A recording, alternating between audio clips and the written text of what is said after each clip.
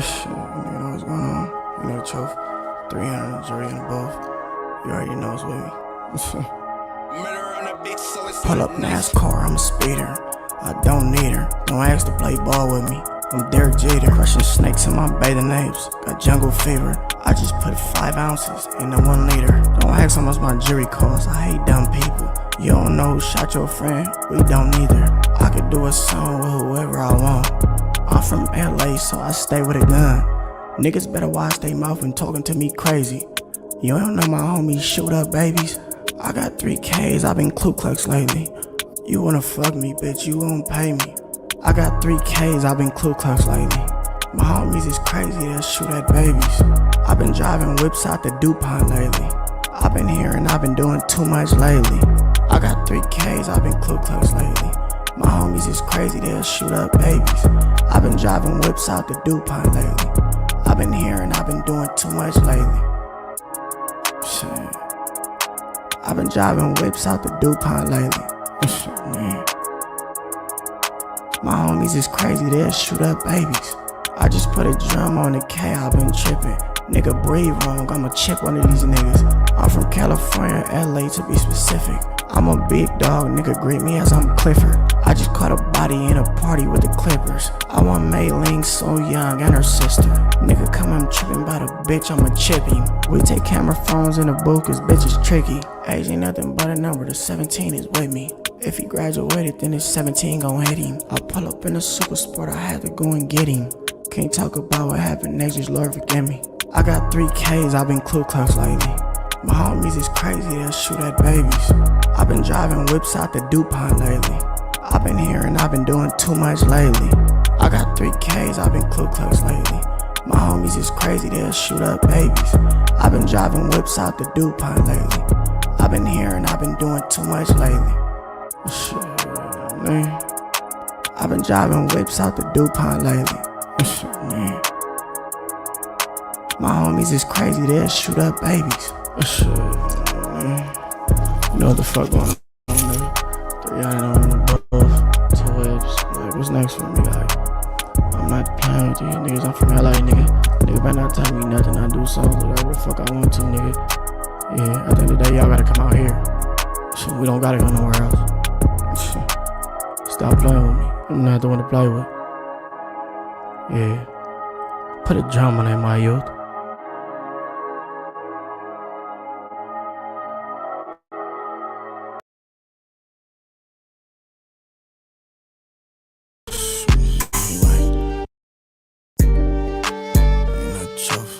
Smooth, what's good, baby?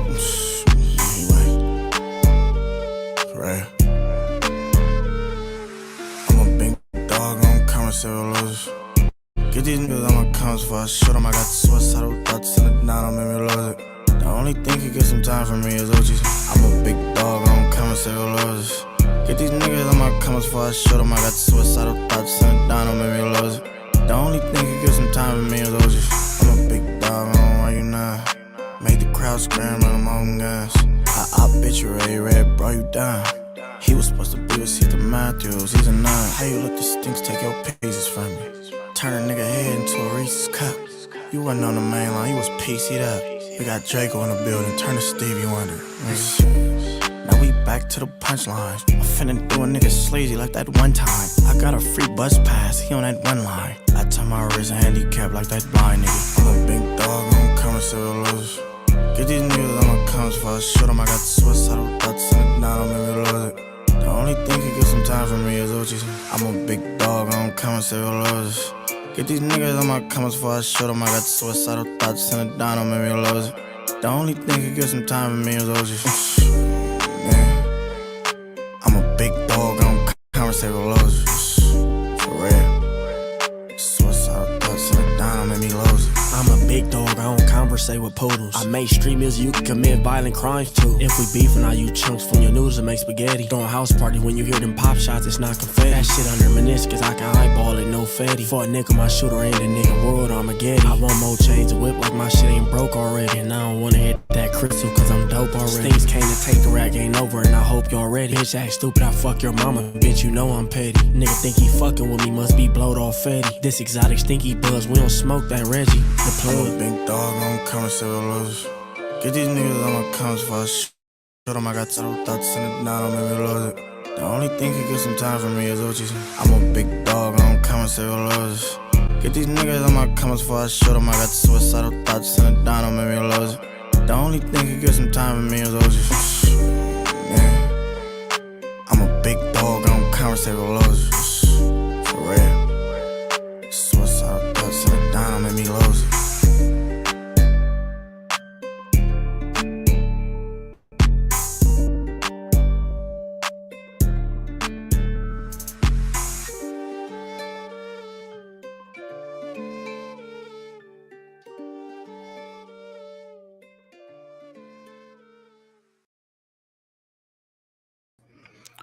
We Japanese still. You getting cooked in front of your family like a Japanese meal. It's Yashup the Hibachi, and none of you niggas can stop me. But can't help but watch me. Today's topic is going to be on the mitogenomes proving sub-Saharan Geneflow outside of Africa.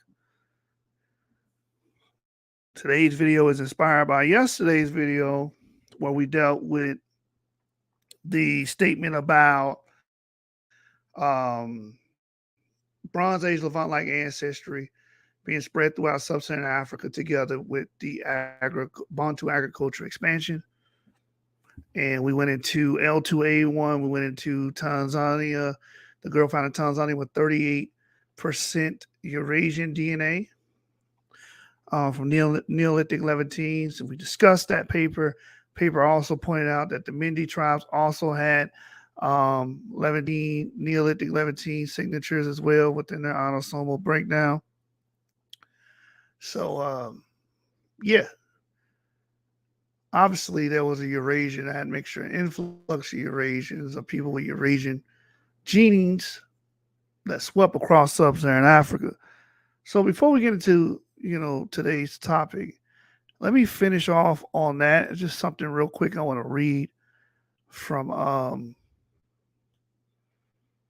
David Reich.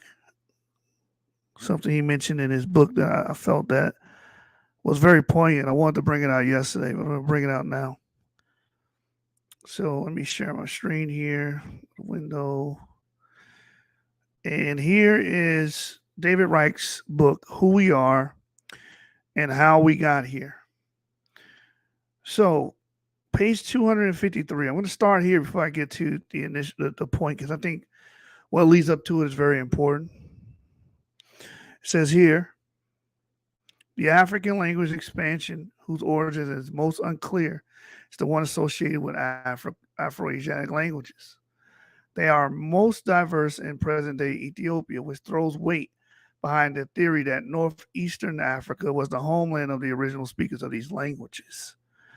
But the Afro-Asiatic language family also contains a branch localized to the Near East that includes Arabic, Hebrew, and ancient Akkadian.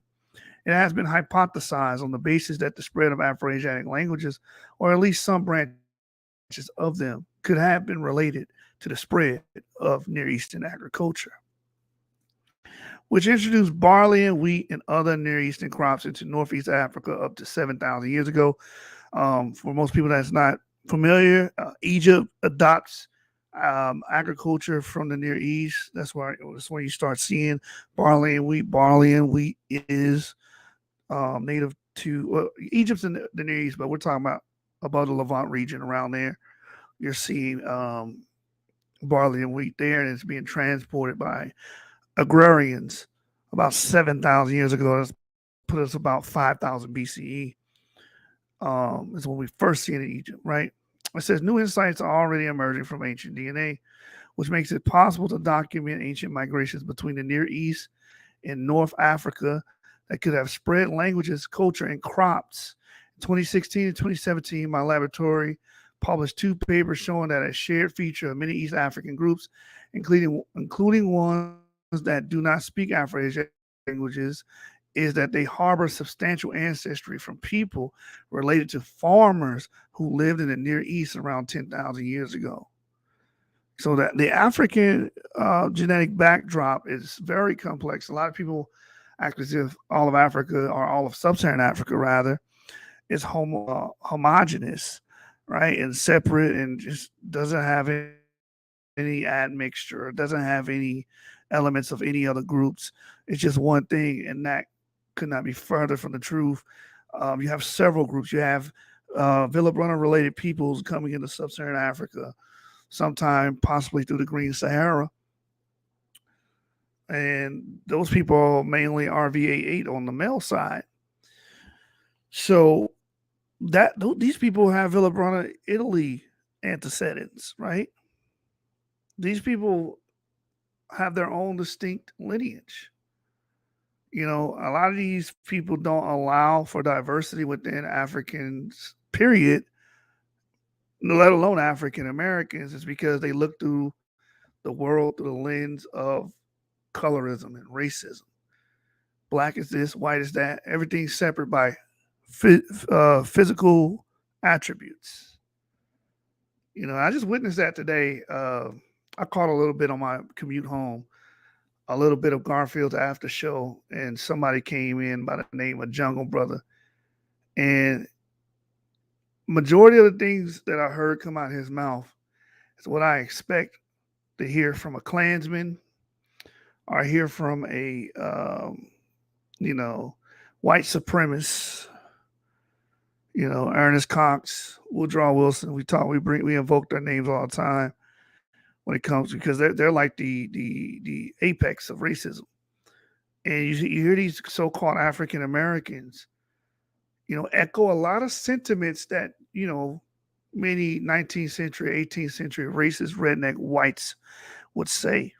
Because again, they're looking at ancestry and people groups through their lens. They're not looking at it through the lens of scientific research. They're not looking at it from that angle. They're looking at it from the racial theory.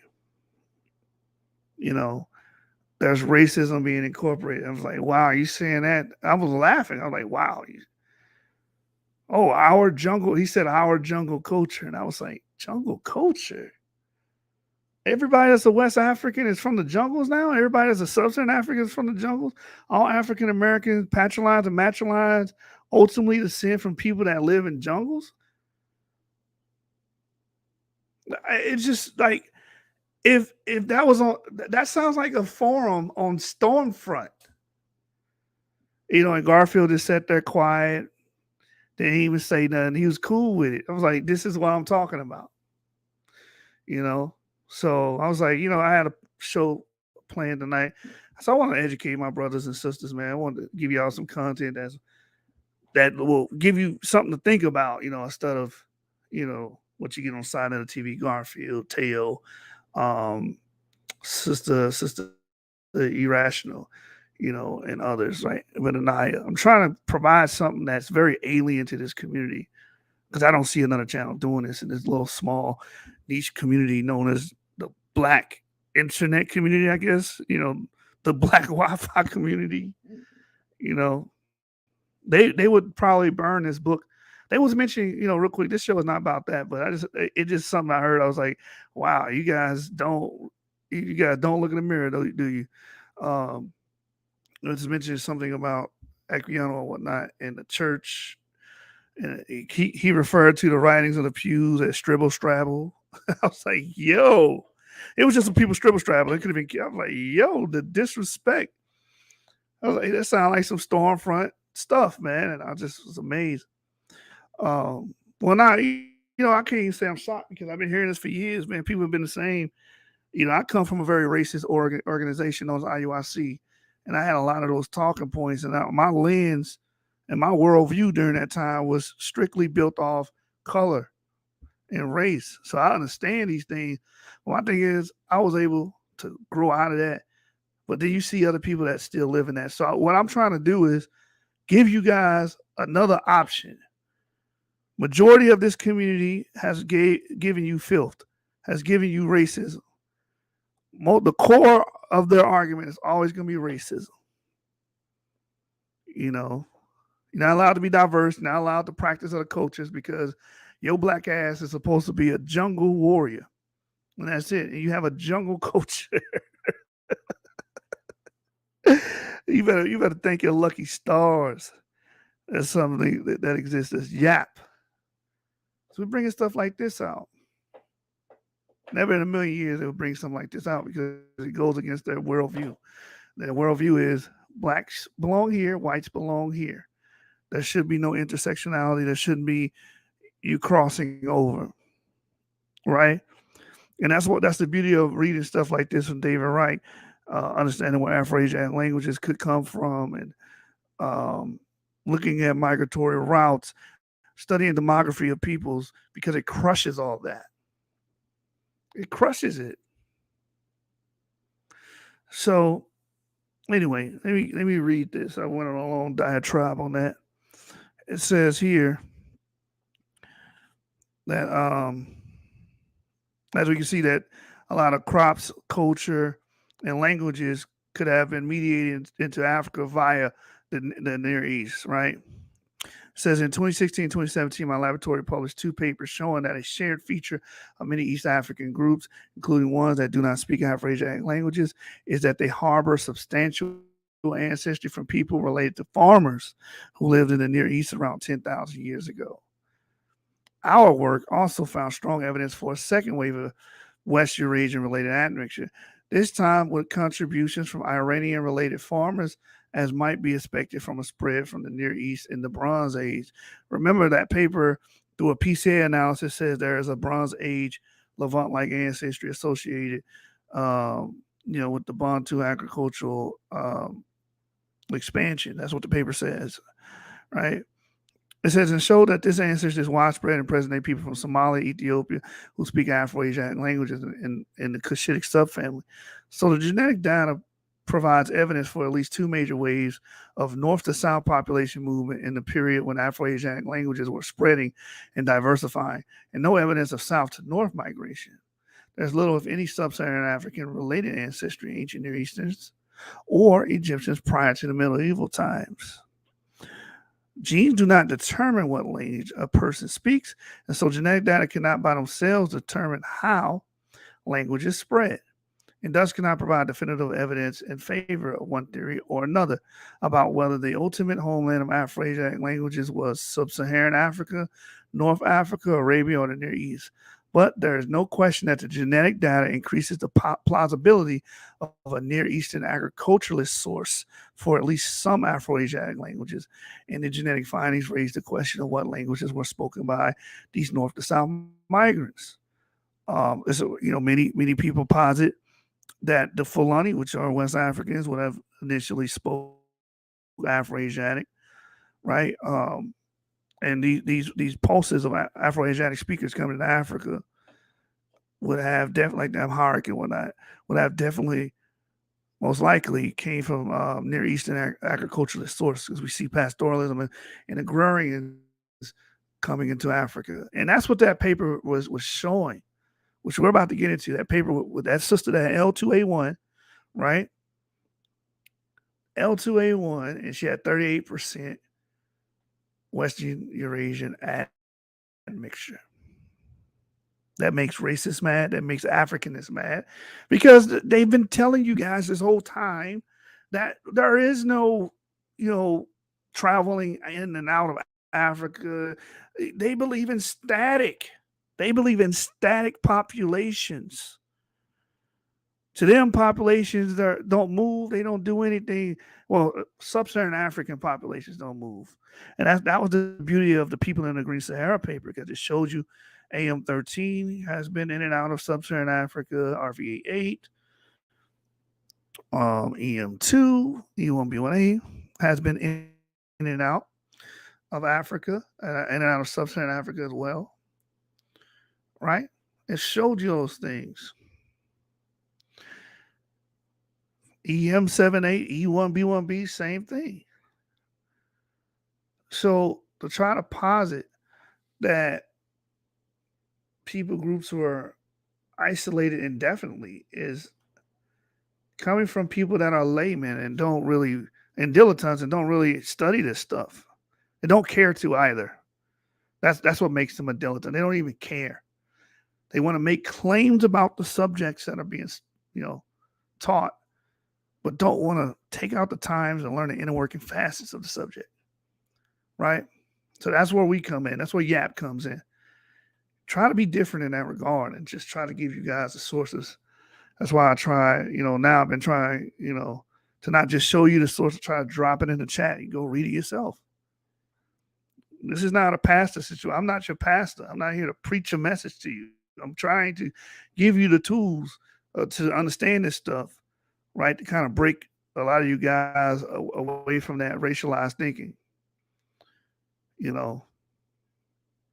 So, with that being said, let me. I'm gonna pause this book real quick. The point I want to get to is not there yet. We're gonna get there, but I want to build up to it. I made a point about static populations,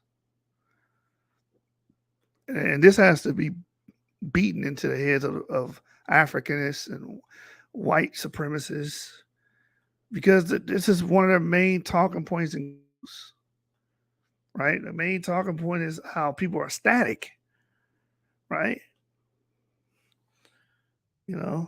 Static. And they have a lot of they have a lot of other talking points. Like you have to have a culture of particular people to descend from them. That makes no sense. Culture, when your mother and father got together, culture had nothing to do with it in producing you. You don't have a culture gene, but you do have Y chromosome, X chromosomes that you can pass to your subsequent generations, to your progeny, right?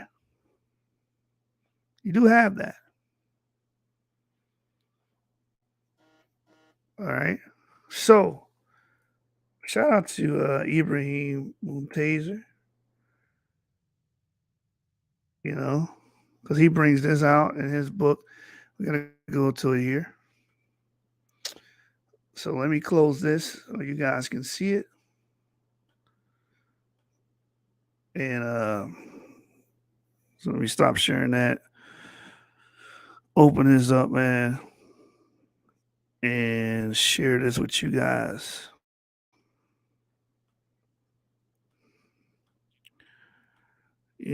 So this is Muntazer's work, and we'll go right back to what we were reading.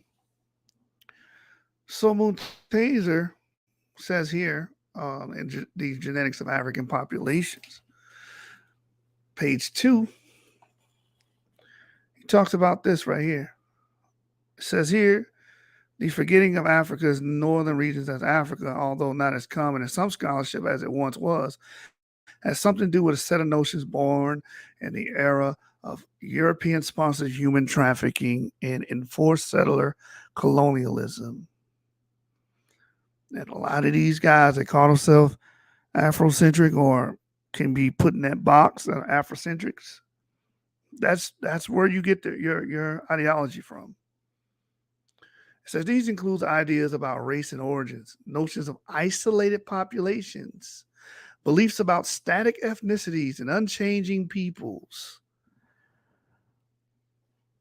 And so the irony, these people that are Afrocentric and Afrocentrists are really Eurocentric. That's where the ideology comes from, is Eurocentricity in blackface, because this is what is being taught.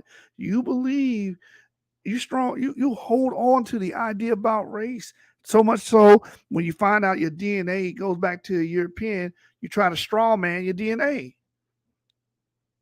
I'm trying to meander around it because it doesn't say what you wanted to say. It says you go back to Scotland, or you have a Y chromosome or an mtDNA that most Northern Europeans or Western Europeans have.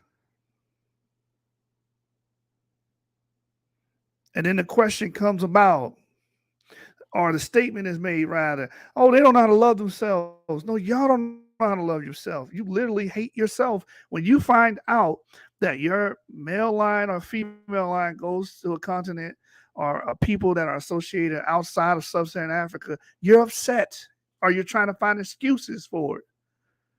Why? Because you have beliefs about race and origins. You think those things are grounded in truth and grounded in your biology, and they're not. So, again, these include ideas about race and origins, notions of isolated populations. They believe sub-Saharan Africans have always been isolated indefinitely since their inception, which we're going to cover today. These are things that are born in European settler colonialism and sponsored human trafficking, man. The sociology of knowledge and nothing to do with geography and interconnected human beings as subjects with value and agency. That's you guys all day. I heard a statement on Garfield's little after show saying, "Oh, this dude got this from a white man." Why does that even matter? As if that's a great sin. That's a transgression to get anything from quote unquote white people. But we use YouTube. Was YouTube created by sub-Saharan Africans? I don't think so. Use Facebook. Was Facebook? Last time I checked, Mark Zuckerberg is most likely an Ashkenazi Jewish or something like that. But again, you guys believe in the ideas of race and origin, right? You believe in isolated populations. You believe about static ethnicities and unchanging people. You think people are supposed the way they are today or the way you think they should be is how they always been. Even though African Americans don't make any sense. Right now, we are Americana culturally. We speak an American dialect of English. We're a hodgepodge of different African tribes and societies and groups mashed together with European descendants. And a few of us are actual Native American descendants, especially on your mtDNA, your maternal side. So some of you guys actually descend from Native American mothers, and a very small percentage of you guys actually descend from Native American fathers. This is why it's so idiotic to try to limit someone's ancestry based on how they look. And culture is evanescent. It has nothing to do with biology. Again, when your parents got together, we all grown, when your dad or your father stuck his penis in your mother, he did not inject her with culture. He did not inject her with the Akan tradition. He injected her with DNA, sex chromosomes.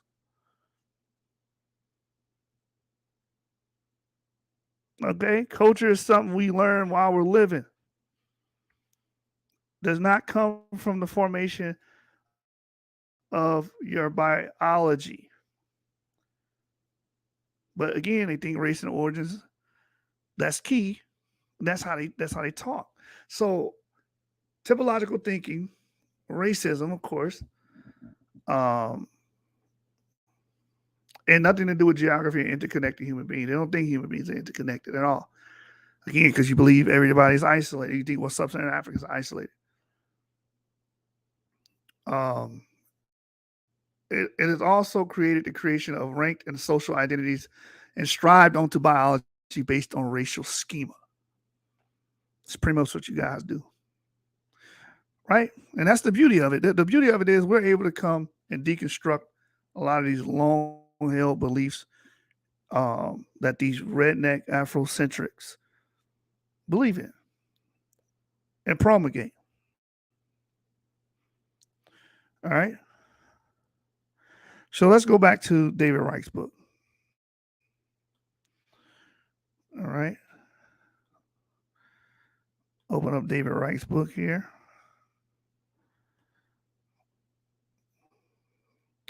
So we were just reading the portion about the agriculturalist related or Near Eastern agriculturalist related DNA carriers being brought into Africa. And we see their imprint and like the Tanzania sample, the sister that had L2a1. All right. So let me read it again. It says, there is no question that the genetic data increase the plausibility of a Near Eastern agriculturalist source for at least some Afro-Asiatic languages. And the genetic findings raise the question of what languages were spoken by these North to South migrants. T1A has its origin in the Near East. Find them in a pecking cave. You see them in East Africa. You see them in the Horn. You also see them in Cameroon. It's not a stretch of the imagination to say, hey, they took that route. Point A, point B. It's simple logic. We got their ancient DNA. We found their samples in the pecking cave in the Levant.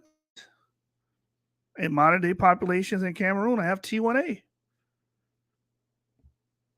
How did they get there? Did they take spaceships? Did they teleport? They migrated. That's just one example. We see JP58 that starts in the Transcaucasus, and then around the Bronze Age, they make their way into the Levantine region. Then about 3,000 years ago, they spill over into East Africa, North Africa, the Horn, right? The Limba have JP58 with a lot of other haplogroups. They got T, they got E1B, 1B, they got different haplogroups. That shows you that humans have been migrating into Africa and also outside of Africa. The story starts off with all humans being aggregated in Africa, right? That's what basic science teaches you, that humans were all aggregated at one point. There are competing hypotheses, but they both say that they were aggregated, whether you say Africa or Asia, whatever you put Homo sapiens sapien dispersal at. They are aggregated and then separate, disperse, and diversify. That's an integral part of human history. So it says here, the fourth great agriculture's expansion in Africa is the one associated with the Khoikwadi languages of southern Africa, like the two language groups spoken by hunter-gatherer groups in the south of Africa. The Kesha and Tu Khoikwadi languages are characterized by click sounds based on shared words for herding.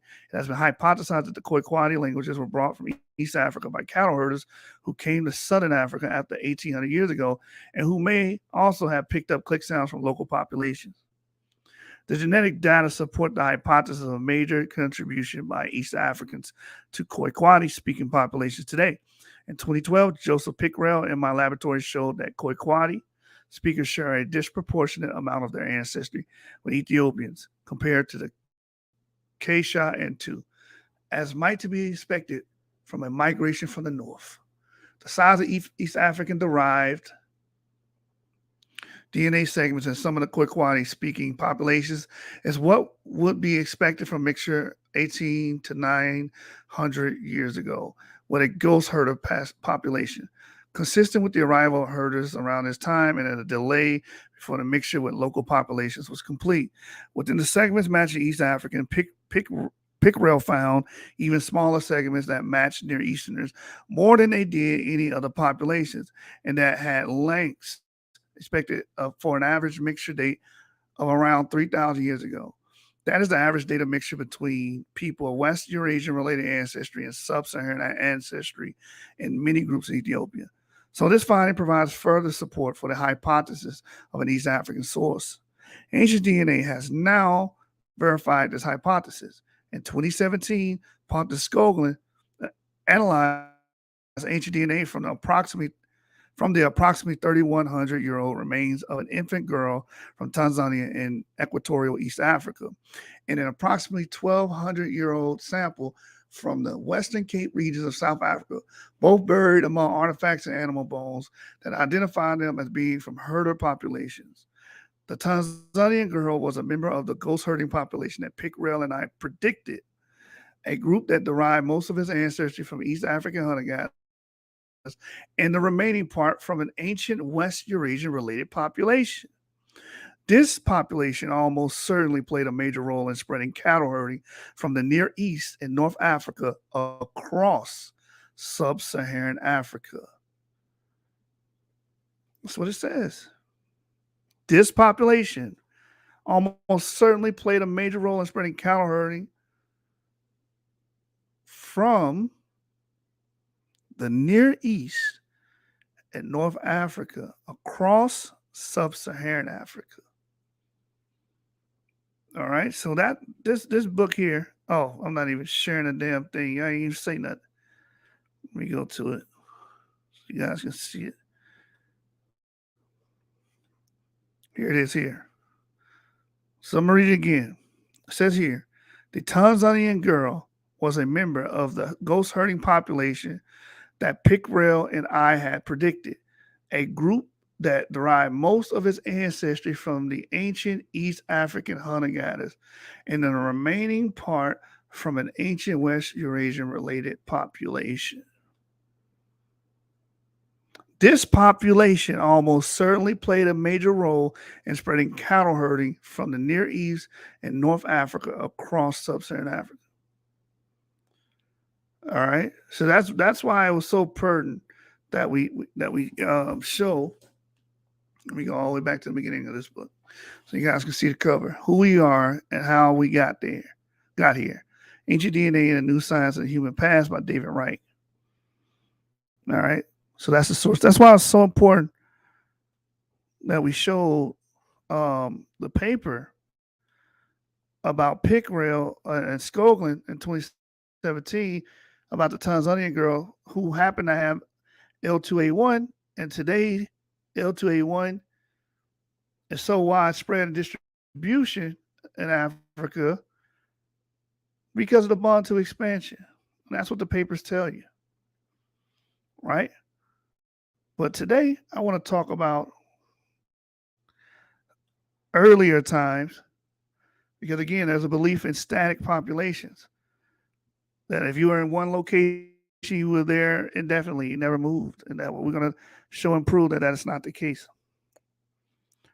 All right. So let me go back just to give you guys a refresher. If you guys missed yesterday's show, here's the paper here. Reconstructing prehistoric African population structure. And within this paper, it tells you the haplogroup of the Tanzanian girl, L2a1, right? And this girl has a 38% Eurasian admixture, right? 3100 BP. So when we go down, let's go to the relevant portion, and we'll read that before we move on.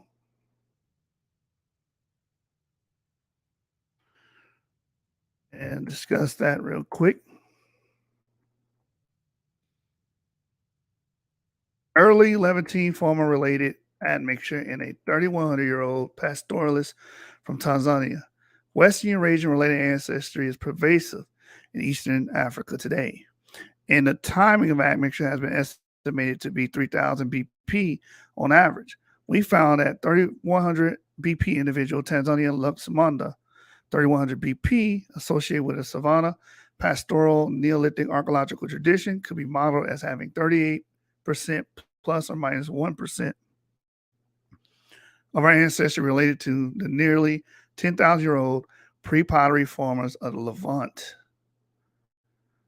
These results could be explained by migration into Africa from descendants of pre-pottery Levantine farmers, or alternatively, by a scenario in which both pre-pottery Levantine farmers from Tanzania and Luxemunda, 3,100 BP, descends from a common ancestral population that lived thousands of years earlier in Africa or the Near East.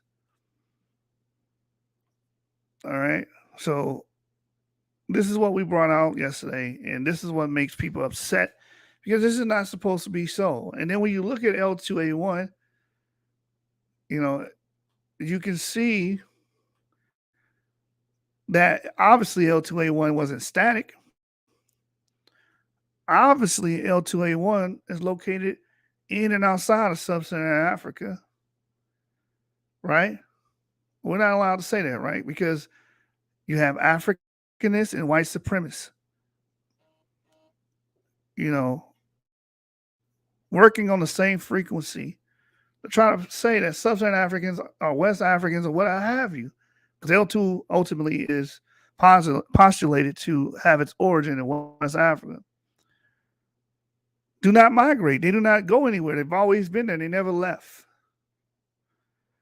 Right? So if we go to haplotree.info maps and look at the ancient DNA, type in Syria, and we're going to find L2 there. Again, that L2 is West African. It has its origin in West Africa. Right?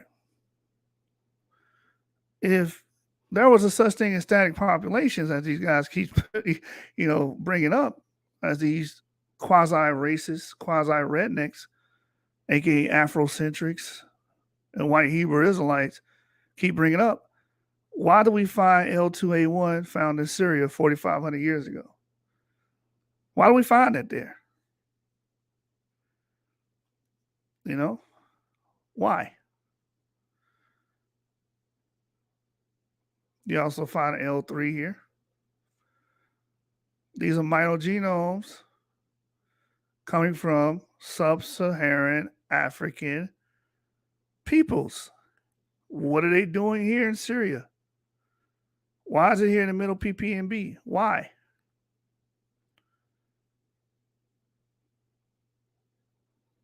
Why is it there? So let's go back to the L2 one real quick. Why is that there? As you can see in Tanzania. It shouldn't be in none of these places, actually. Why is it in Bulgaria? Why? Why are West African lineages here? Why is it in Italy? Why? All right. This is reality. Reality doesn't work well with racists. Right? Because all they think is skin color. They don't think demography. They don't think migratory routes. They don't think people are interrelated. They don't think like that. Right? So let's get into today's paper, right? We just covering stuff that was left out of yesterday's show. So we're going to go to this paper here. Put this in the chat so you can have it. Boom. And here's the title. I'll also put that in the chat so you can have it. Phylogeography of sub-Saharan mitochondrial lineages outside of Africa highlights the roles of Holocene climate changes in the Atlantic slave trade. All right. So let's go down. Louisa Sa et al. August 2022. Let's read the abstract. Remember, guys, the abstract is just a summation of the paper. Despite the importance of ancient DNA for understanding human prehistoric dispersals, poor survival means that data remains sparse for many areas in the tropics, including in Africa. Which, real quick point, when we start talking about EM2, we don't have any old ancient samples in Western Central Africa EM2, right? Many of what we know about that time is posited, and we just look at a lot of archaeological findings. But DNA is king in that regard. DNA can show you what branch of the phylogenetic tree does that person belong to. Right? That's why the Shumlaka paper was so important. 3,000 years ago in Shumlaka, Cameroon, there were no E markers. Right? So it's like, you just, if you make certain claims, just know it's all pure postulation. because you don't have the ancient DNA to back up those claims, right? So you run into these issues in these tropical areas. It says here, in such instances, analysis of contemporary genomes remains invaluable. So they go off of modern day population density to draw a lot of these inferences from, right? It says one promising approach is founder analysis, which identifies and dates migration events in non-recombining systems. This is why you will see, like YFOL does this. They'll say, oh, this D marker that they found in Saudi Arabia had its founder effect there. I mean, it's been there a long time since it popped up. Same thing with E1B1A clades. They'll say this is a Palestinian E1B1A clade. Because they believe the founder analysis, through the founder analysis, that's where it emerged in Palestine. Right? It says, however, it has yet to be fully exploited as its application remains controversial. Why? Because it's hard to use modern population density because people move, famines happen, wars happen, right? Lineages die off, genetic drift happens. Here we test the approach by evaluating the age of sub-Saharan mitogenome lineages sampled outside of Africa. The analysis confirms that such lineages in Americas date to recent centuries, the time of the Atlantic slave trade, thereby validating the approach. By contrast, in North Africa, Southwestern Asia, and Europe, roughly half of the dispersal signal dates to the early Holocene. Right? We're talking about 10,000 years before present onward. Right? And some of this is even before that. It says during the greening of the Sahara. Remember, last week we spent a lot of time talking about the peopling of the Green Sahara and the male lineages associated with the peopling of the Green Sahara. And it revealed that E1B1A actually derives from the north and then goes south. Most of these clades that we associate with sub-Saharan Africa as E1B1A actually have their origin or their forebearers in the north and the Green Sahara. It says here, we elaborate these results by showing that the main source regions for the two main dispersal episodes are distinct. For recent dispersal, the major source was West Africa, but with two exceptions. South America, where the fraction from Southern Africa was greater, and Southwest Asia, where Eastern Africa was the primary source. These observations show the potential of founder analysis as both a supplement and complement to ancient DNA studies. Introduction. Whilst the longer-term emergence of Homo sapiens was likely the result of multi-regional processes across sub-Saharan Africa, fossil cranial morphology, contemporary genomes, and ancient genome-wide variations sampled over the past 18,000 years all point to a tripartite population structure within sub-Saharan Africa. Such population structure had previously been recognized by maternally inherited mitochondrial DNA, genome analysis that established a chronology for the settlement of such groups through migrations that occurred 100 to 200,000 years ago. Determining three groups of anatomically modern humans in Central West, Eastern, and Southern Africa that are clear at the phenotypic and genome-wide level.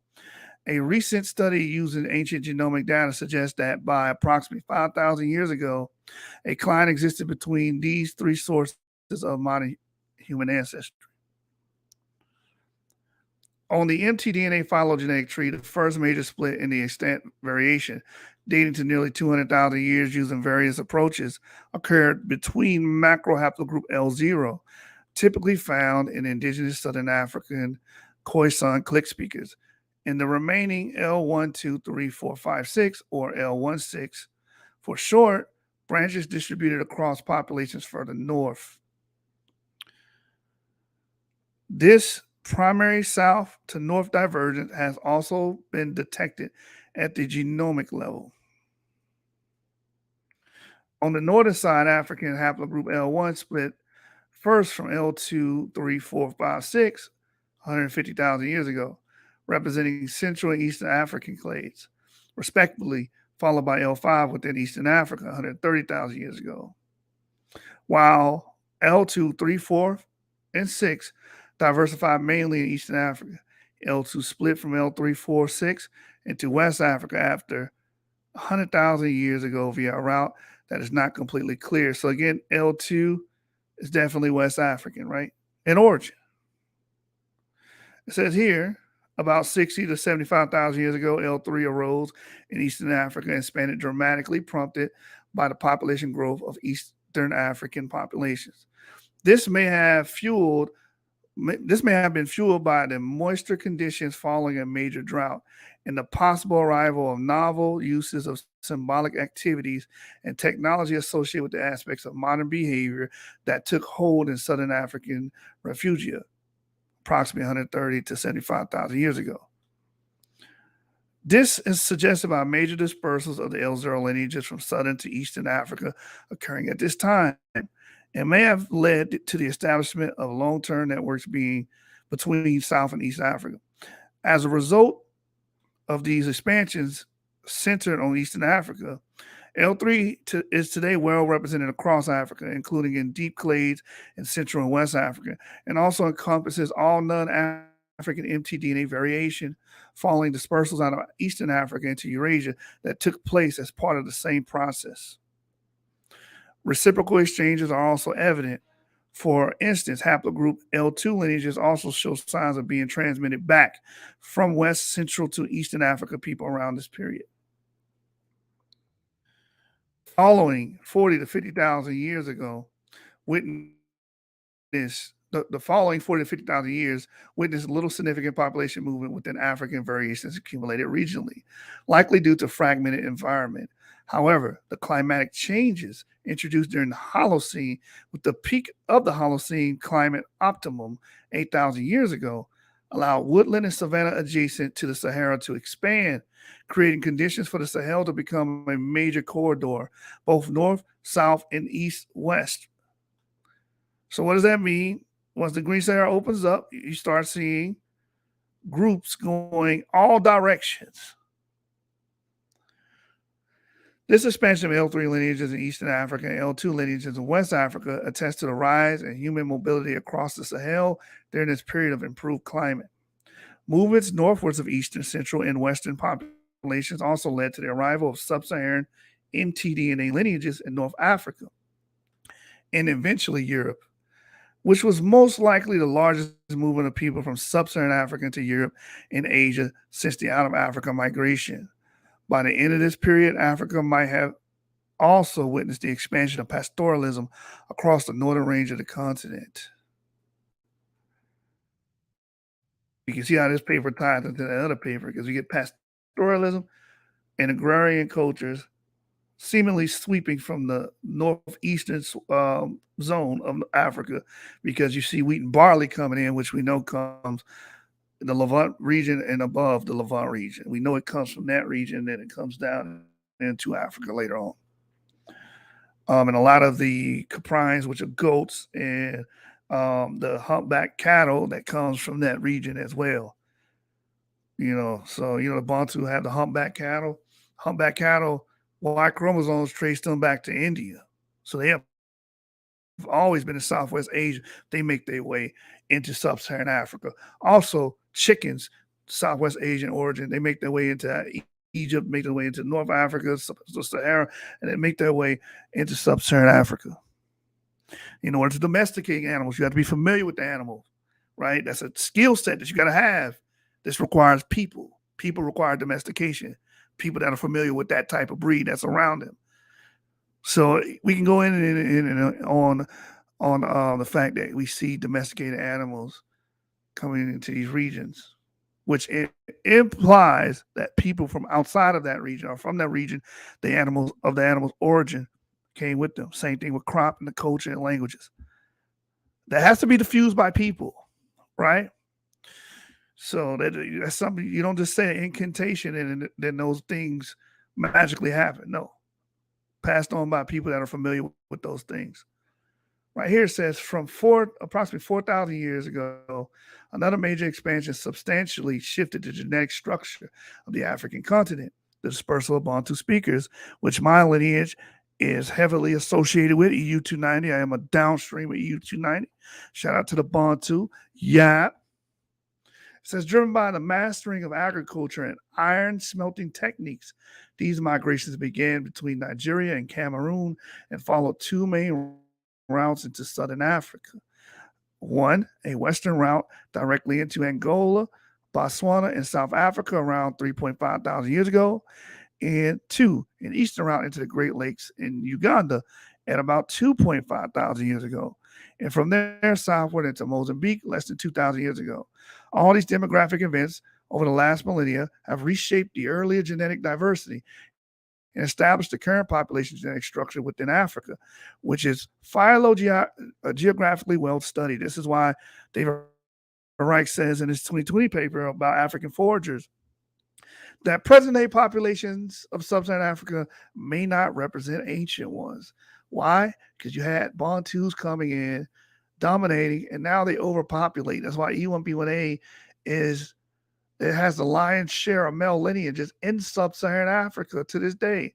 So what that does is mask the past. It masks the past because most of those lineages were replaced, right?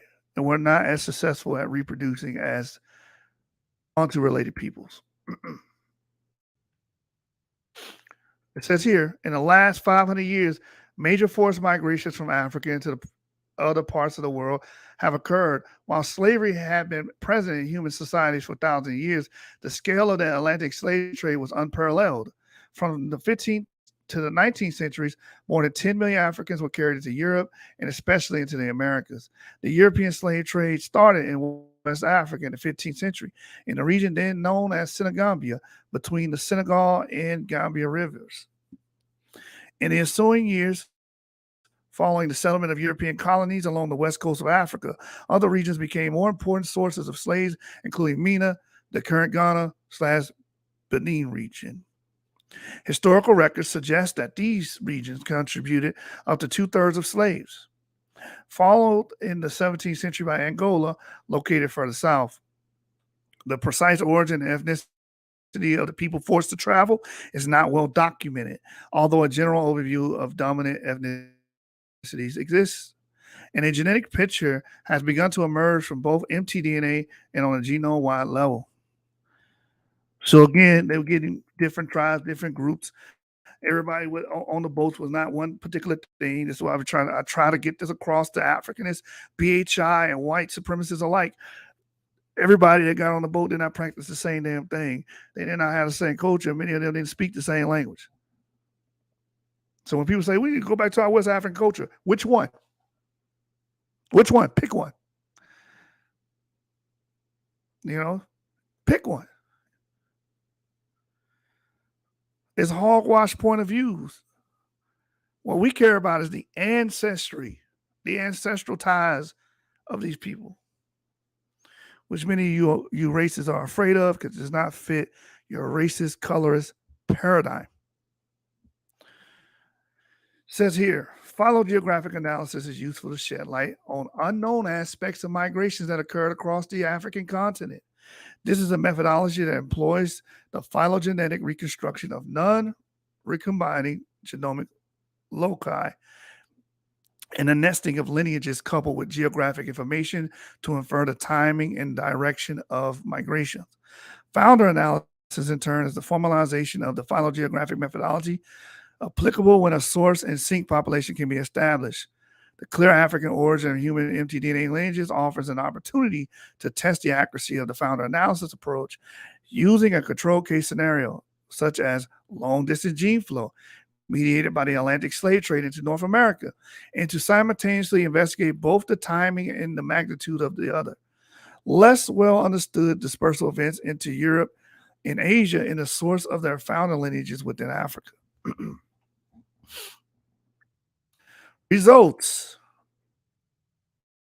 Following the data collection, alignment, and quality control during phylogenetic analysis, we obtained a total of 6,048 mitogenomes, whose identification, location, and haplogroup classification are displayed in Table S1. We performed founder analysis using 6 scenarios aiming at either the validation of the methodology or at uncovering specific aspects of past population movements involving African mitogenome lineages. A list of founders is displayed in Table S2, totaling 74 founders in North Africa, 114 founders for Southwest Asia, 78 founders for Europe, 51 founders for Iberia, 285 founders for North America, and 25 founders for South America. The results of the scans for the 6 models of founder analysis across the last 25,000 years are displayed in Figure 1. And that's here. And as you can see, in North Africa, you see it's studied, you see from 25,000 years onward, the population remains constant. And then about 15,000 years, you see these sub-Saharan African mitogenomes, or mtDNAs, begin to rise. Goes down a little bit, and then it spikes about after 5,000 years. Then it boosts again into present time because, again, what you have going on in present time, the last 500 years, transatlantic slave trade, trans-Saharan slave trade too. A lot of these people were being forced, females were being forced during those times. But prior to that, you still see these lineages and a spike and increase of these lineages in North Africa. We go to B, which is Southwest Asia. It's very low 25,000 years ago, then it consistently rises. These people are migrating. This is showing you people groups are migrating, right? They're migrating. They're not static. They're not stuck. They're not in a time loop. They're migrating. As you can see here, to Southwest Asia. 9.4 thousand years ago, you see it get right there. Then there's a curve here about 5,000 years ago, and then it begins to increase. And then, of course, around transatlantic and trans-Saharan slave trade, you see another spike, right? Then Iberia, it's just ridiculous. We get to Iberia. Let's go to Europe first. See, very low at 25,000 years ago, 15,000 years ago. We see it increase. It increases to about 7.4 thousand years ago. And then it goes down a little bit and it goes up around 5,000 years ago. And then, of course, slave trades are the impetus for the spike at the end of these things, right? Iberia, same thing, 20,000, very low, very low. And then it goes up. It starts to increase around 15,000 years. Increases, plateaus 7.6 thousand years ago, goes down and goes up. It spikes very high in Iberia, which makes sense. E is talking about North America. Of course, you're not going to have L lineages. And it spikes because of slavery, right? South America, same thing. So it explains what this is. It's a probabilistic distribution of African mitogenomes found in clusters across migration times over time, scanned at 200-year intervals from 0 to 25,000 years ago for North Africa, Southwest Asia, Europe, Iberia, North America, and South America. Point age estimates for each peak in Ka are identified. Ka 8,000 years ago. As here for the founder analysis of sub-Saharan lineages into North Africa, and for both North and Sub-Saharan lineages as the source into Southwest Asia, Europe, and Iberia alone, we obtain striking results. The migrations and scans indicate 2 main peaks of migration, one in the early Holocene around the Holocene climate optimum, 7.4 thousand to 10,000 years ago, and another in the present or close to the present, 0,000 years ago. We see an absence of movements carrying sub-Saharan lineages between those periods, as expected for North and South America. We see only recent episodes of gene flow. Overall, the clarity of patterns highlights the strength of the analysis performed. However, some small bumps at about 1,000 years ago most likely represents the arrivals of the Atlantic slave trade, possibly conflated with a few earlier minor movements in the case of Europe, and probably artificially inflated due to the presence of a small number of sequencing artifacts, which would have a disproportionate impact at this time scale. It is also possible that the mutation rate correction for purifying selection at this very recent time depth is insufficient. Given the high number of founders detected in North America, it is even possible that this number is still underestimated, since while the main lineages were detected, some of the variation within those lineages might have already been carried to North America, therefore slightly increasing the estimated founder ages. Further sampling of African populations, especially West African populations, should help settle this issue. Making this assumption and given the above results, we perform a second analysis, stipulating a model with two migration events. The first is at 8,000 years ago, corresponding to the Holocene climate maximum, accounting for 7.4 to 10,000 years ago peaks, and the founder analysis into North Africa, Southwest Asia, Europe, and Iberia. And the second is 0.5 thousand years ago, corresponding roughly to the start of the Atlantic slave trade, which will statistically allocate any events within the last few millennia. The founder lineages identified can then be further analyzed phylogeographically for better definition. Figure 2 displays the results of founder analysis using this two migration model, respectively labeled as prehistoric and historical. It is important to note that in general, founder lineages are statistically allocated to one migration or the other, with little evidence of gene flow in between as suggested by the scan. Furthermore, we verified the phylogenetic tree structure and phylogeography for each founder to pinpoint their most likely African broad region of origin. So let's look at this chart together, y'all.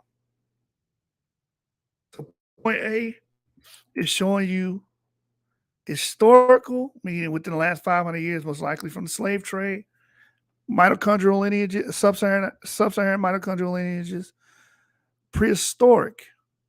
As you can see in North Africa, they're almost neck and neck. That means these sub-Saharan lineages, female lineages, have been in North Africa for a long time, since the Holocene. Same thing with Western Asia. They actually have more prehistoric sub-Saharan related female lineages than historical. Same trend in Europe. They have more prehistoric around the Holocene, 7,000 years ago, than they do historical. Iberia, they have more prehistoric sub-Saharan lineages, or sub-Saharan related lineages on the mitochondrial side than they do historical. What is this showing? That sub-Saharans have been traveling for a long time. For a long time. There is no such thing as a static population. There isn't. People move. Even if you bring up the people of Jawa or the people that's on the islands outside of in the Indian Ocean. How did they get there? They migrated. And that migration was in the Holocene as well, the DM174 carries. There are no such thing as static peoples. As you see here, then we get to North America. You see a lot of it's historical. Then you have a little bit that is prehistoric. You have a lot of South America being historical and a little bit of prehistoric. So we have to wait to figure out what the prehistoric is. But my guess is, because there are a lot of African Americans that there are a number of African Americans, I should say, that do have Native American mitochondrial DNA, but that could be referring to something else. But we do have mitochondrial DNA input into the African American gene pool. So anybody trying to say all African Americans are the same, you're a liar, or you just don't understand, or you're a dilettante. That's it. So let's get into the breakdowns of each of these groups. So it shows you what groups for each area contributed based on each period. Let's deal with the historical period first, which obviously comes from slave trades, right? So North Africa, to make up its historical chunk here, gets most of their historical mitochondrial, sub-Saharan African mitochondrial introgression in present times, within the last 500 years, right? West Africa is the blue. So most of that historical mitochondrial input from sub-Saharan Africa is West African. They have the lion's share here. And then you got green, which is Central African. Then you got East African, right?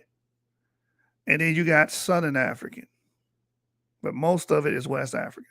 So let's move to Southwest Asia. Most of Southwest Asia, most of it is from Eastern Africa. Most of its mitochondrial DNA is from East Africa, right? And then you have a small portion from Central Africa, a small green sliver. This is all historical. This is another reason you can't say, oh, well, everybody that came from slave. First of all, slave trade went in different directions too, not just the Americas, as we're seeing here. Southwest Asia, North Africa, Europe, Iberia, they're all included in this.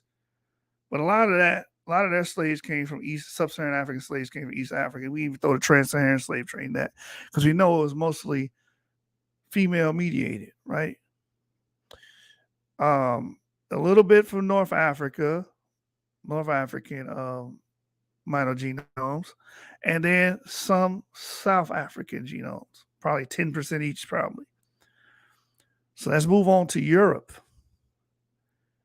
Europe, again, is lopsided. Most of their sub-Saharan mitogenomes is prehistoric, right? Well, let's deal with the historic side, what came from the product of modern slave trades.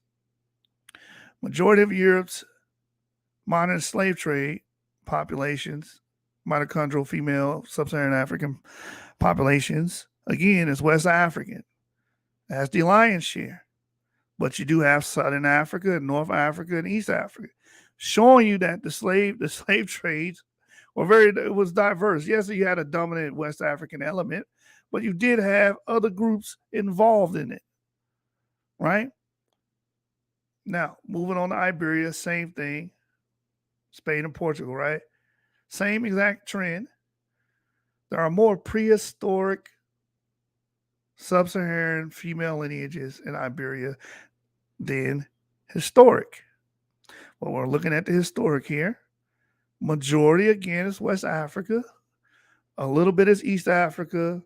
And maybe 15, 20% is North Africa. And then the rest is South Africa. All right. Now, North America, of course, majority, over 75%. North American sub-Saharan mitochondrial lineages derived from West Africa.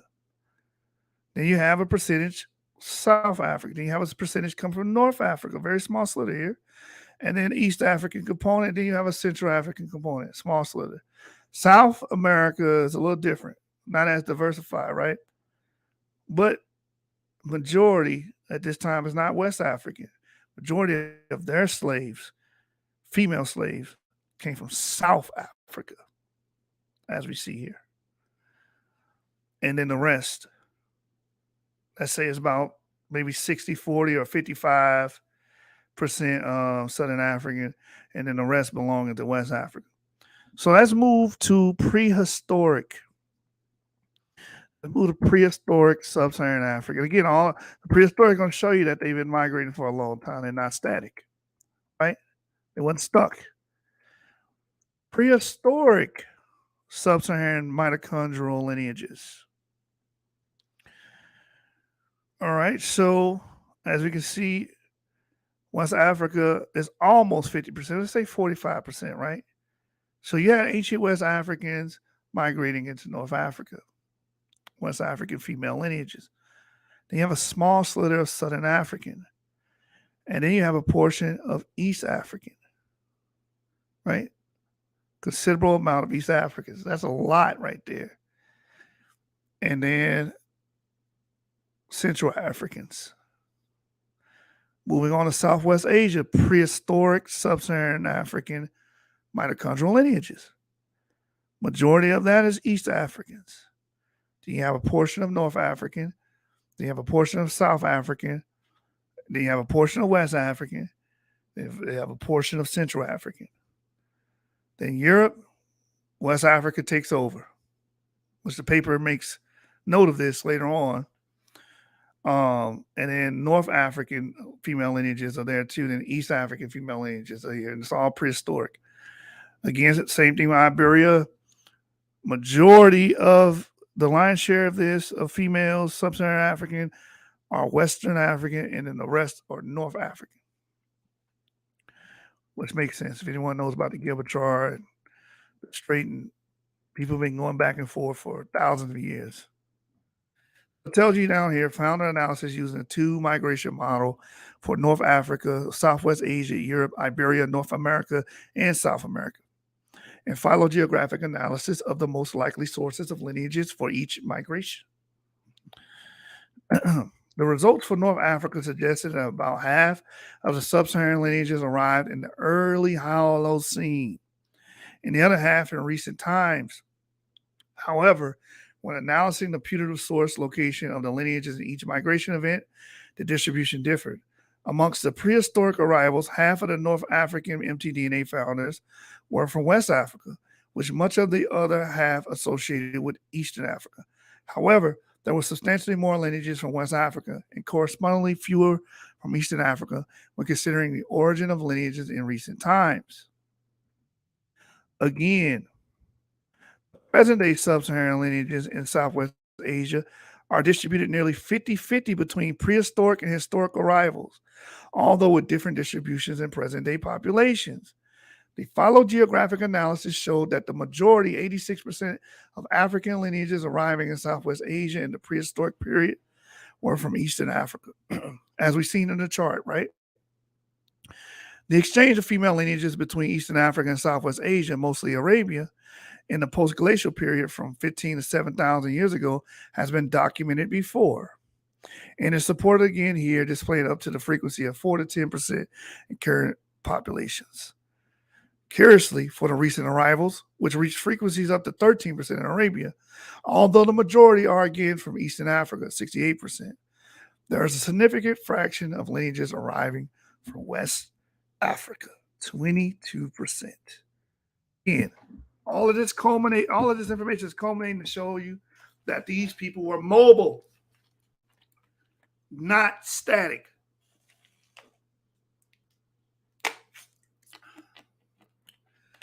DNA transcends geography, language, culture, race, ethnicity. It cuts across all those things, physical traits. It cuts across all those things. That's why I love this field of study, because it flies in the face of a racist. It flies in the face of an Africanist, a Eurocentric. It flies in the face of their tactics and their ideology. Let's go on.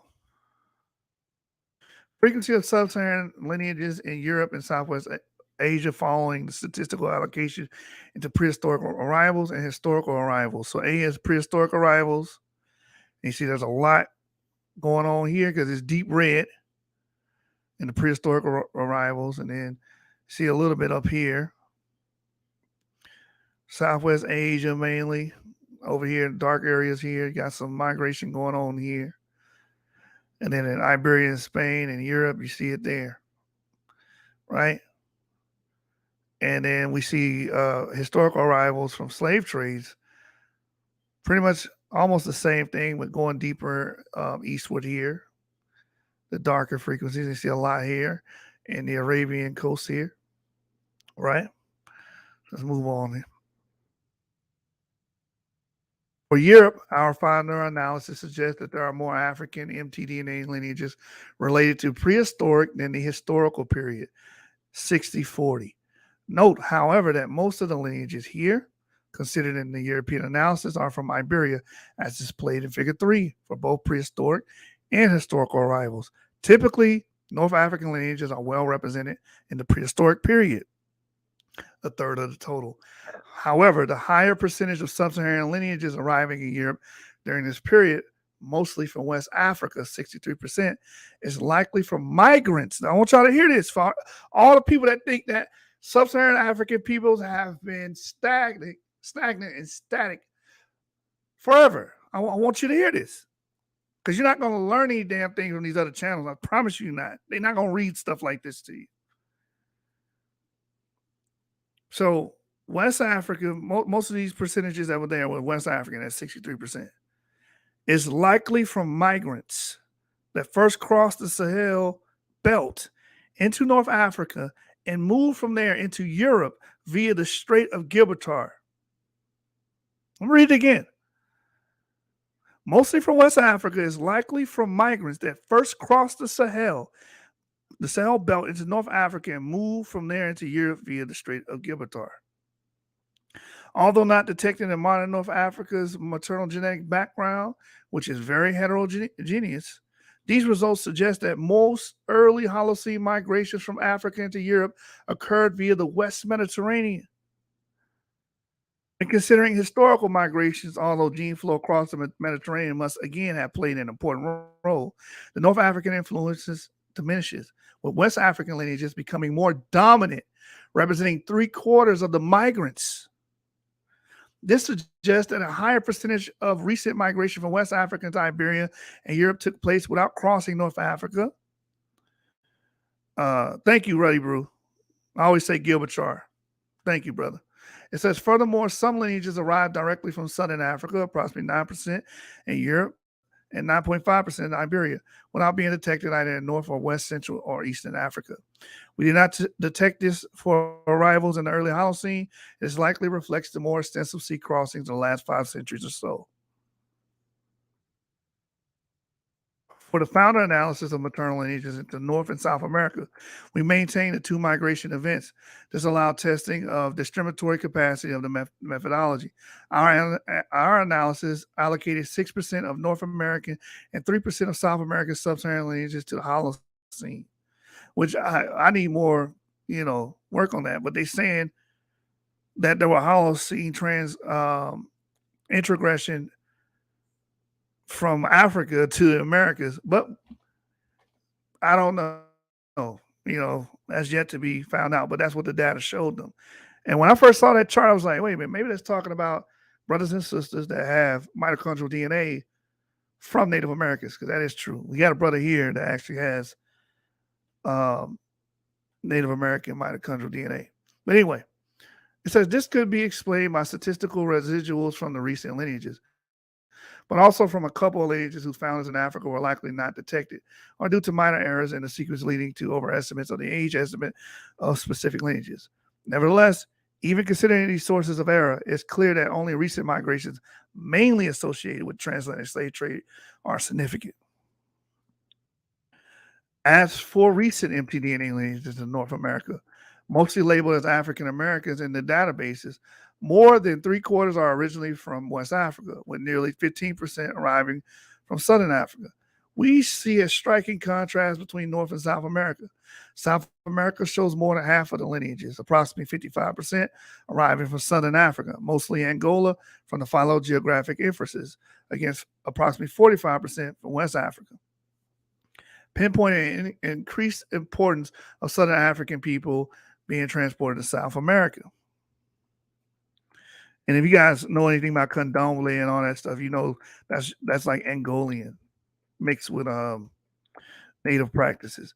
Right here in the discussion, it says, in this work, we estimate the timing, the proportion, and the broad geographic origin of relevant movements of African mtDNA lineages outside of sub-Saharan Africa, using a phylogeographic-based approach and more specifically the founder analysis methodology.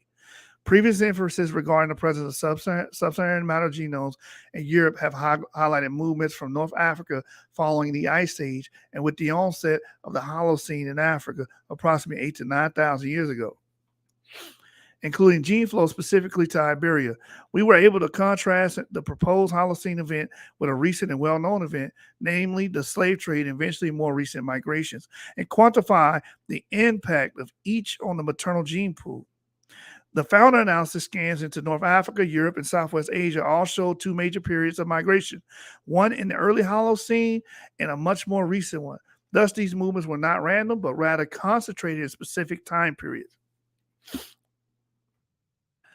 Following the out of Africa migration approximately 60 to 70,000 years ago, significant numbers of sub-Saharan lineages did not disperse from the continent again until the early Holocene.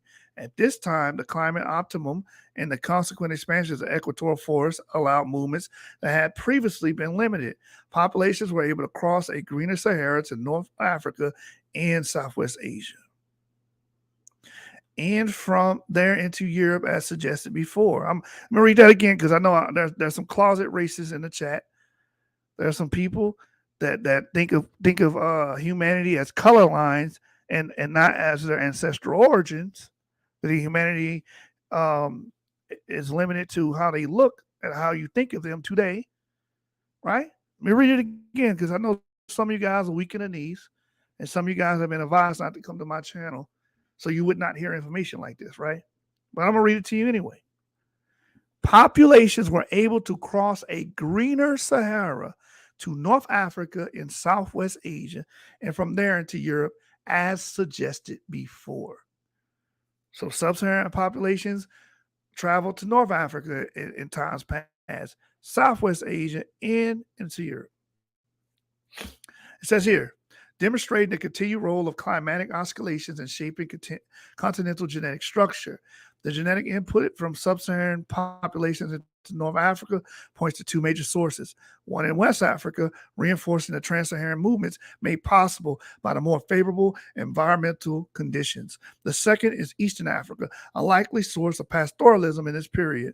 This is an example of the improved climate, also allowing populations with different lifestyles to prosper, with pastoralists spreading from Eastern to both West Africa and North Africa. That last part is heavy. With pastoralists spreading from Eastern to both West Africa and North Africa. That's what we were reading earlier. And that's what was brought out in David Reich's work, was brought out in Lusrecht's work.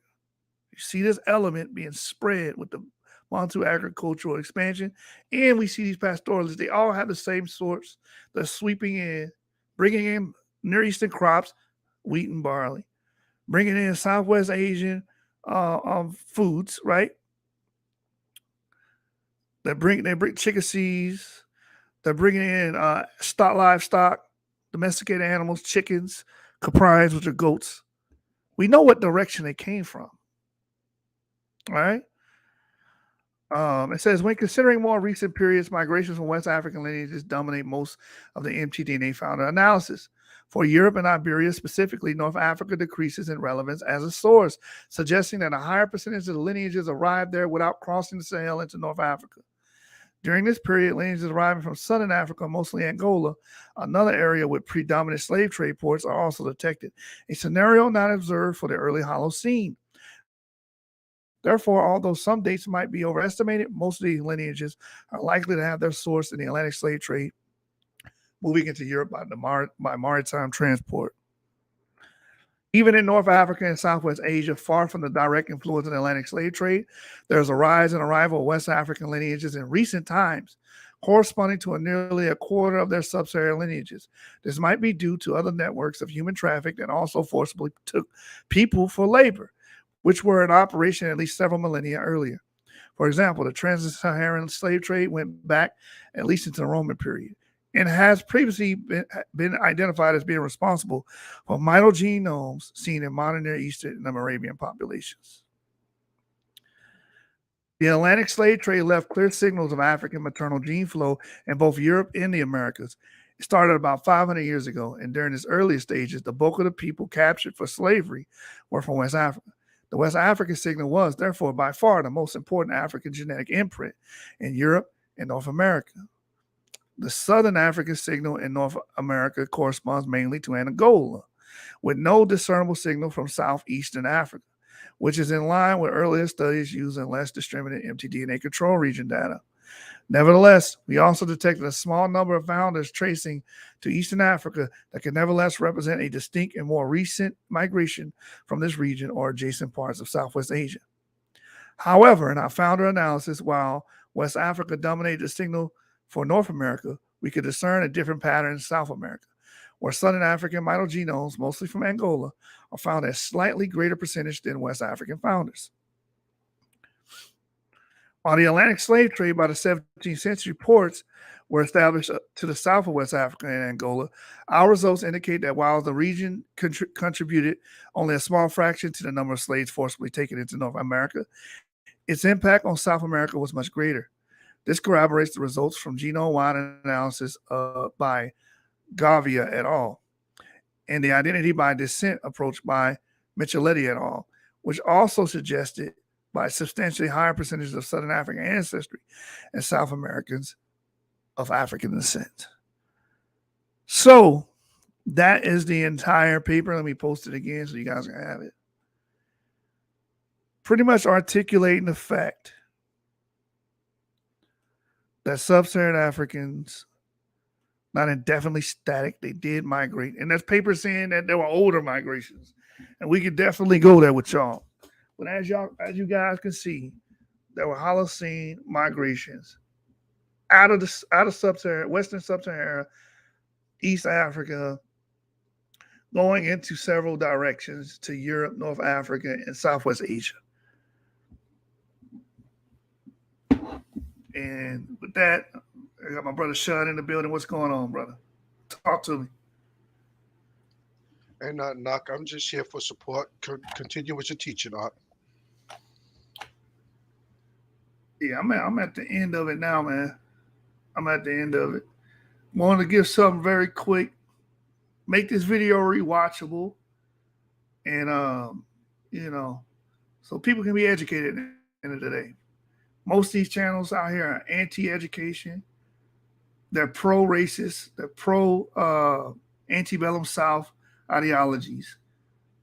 And again, that's the beauty of genetics, this field of identifying people groups by tracing migratory routes, inferring events in the past, flies in the face of all of those peoples, flies in the face of Garfield, flies in the face of Silent TV, flies in the face of Tail Ministry, flies in the face of Benaiah, flies in the face of the white Hebrew Israelites, flies in the face of white supremacists. Like all you groups, burst at the seams when it comes to genetics, because again, most of your biases are dissolved, when all things are considered on the thing on the side of genetics. Right? Again, I put the paper in the chat if anybody wants it. Someone asked me to do a video on the origin of people in Greece. So I will be focusing on that. I think that'd be a very fun video to do and explaining that mainland Greece and surrounding islands, the Aegean area. Particularly, we're going to be looking into G clades and J2A clades. So we will be dealing with that in the near future here. And like I said, I like bringing these papers out. I like reading it from the top to the bottom so you guys get the understanding, letting y'all know what the charts mean, letting you know what the figures are saying. So you guys can, just like the scripture say, the good book say, understand it without readers. And all thy getting, get it for understanding. And I try my damnedest. I give you guys my free time after working all damn day, to try to give you this understanding that you're deprived of. Because no other channel, they're not doing it. Right? And if there's one doing it, let me subscribe to them so I can take a goddamn break. So I can take a break. I can sit back with my notepad and learn something, on this field in this aspect and regards. All right. Kyle, I think that most of the people that follow us or follow this channel over time, they get the drift, they get the understanding. Everything that is done here, all presentations are done through scholarship and through the papers, which is just what the geneticists say. Um, Hopefully, if anybody gets a hold of these lives, in the future, um, you know, everybody, people that don't follow the channel on a regular basis, when they get a hold of this, they're going to understand that this is what we do from an unbiased perspective. Everybody else, like my brother said, is very biased in their understanding. Um, Genetics really, really separates the room. If it doesn't pull you out of your social constructs, it'll either pull you out of your social constructs or it'll have you leaning and grabbing and hugging on to your old ways and further expose you for the racist you are. I That's a yield. fact. That's a fact. Um, C. McMillan says, was there ever a video on the origin of L3E lineages outside of the continent of Africa? No, we haven't done a video specifically on that. It's been brought up. But there are L3 lineages, L3 in general, right? Because L3E is a specific branch of L3 outside of Africa. I tell you what, I could do a video on Vicente Cabrella's work where he talks about L3 in general, like the basal clade L3 actually arose outside of Africa and E arose outside of Africa because we bring that paper up a lot, but I don't think we read it from top to bottom. So I might do a future video on that. It might be tomorrow's video, just depending on how I'm feeling, and we can go from there, bro. Matter of fact, let me give you the paper right now. I'll just put it in the chat for you.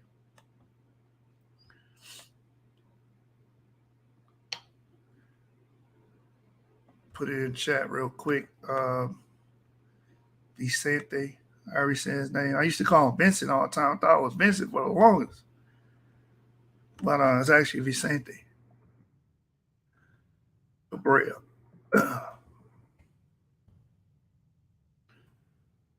So let me put this in right here. 18.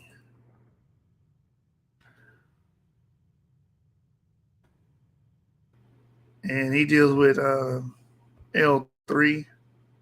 and haplogroup E on the same paper.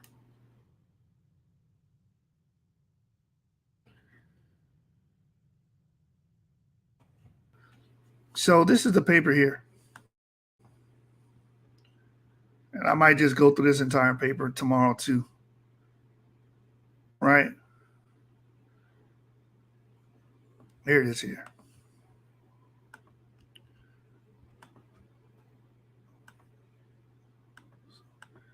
That's the link right there.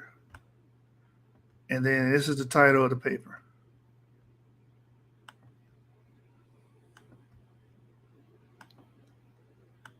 All right. So anybody else have any more questions before I get out of here?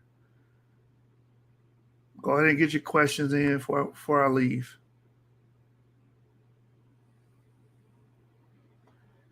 Yeah, I've been trying to keep up, bro. I've been trying to keep up with trying to give you guys. The only thing I can't give you is the books because I bought those books, right? I own the Kindle and digital versions of those books, so I can't give you that, but I can show you the title if you're interested. Buy it. If not, cool.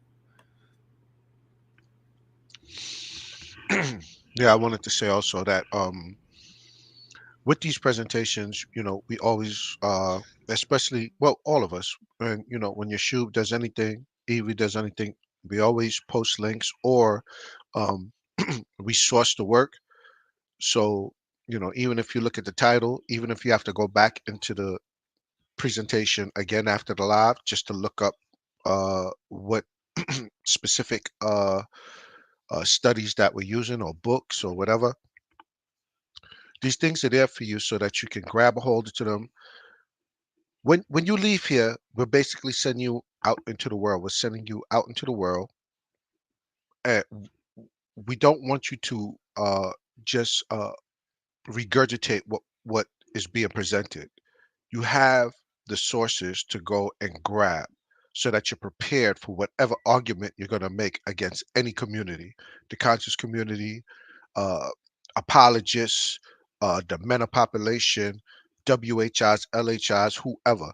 You have the source material. So there's no reason for you to be there's no reason for you to lose any battle if they're properly sourcing using the sources that we're using and properly uh, um, going out and using these weapons, these tools against anybody that's trying to tell you that you're not from the Semitic line, or even if you're not from the Semitic line, you have an understanding, a baseline on how to deal with all of these, these other populations that's out there that's trying to dismiss you.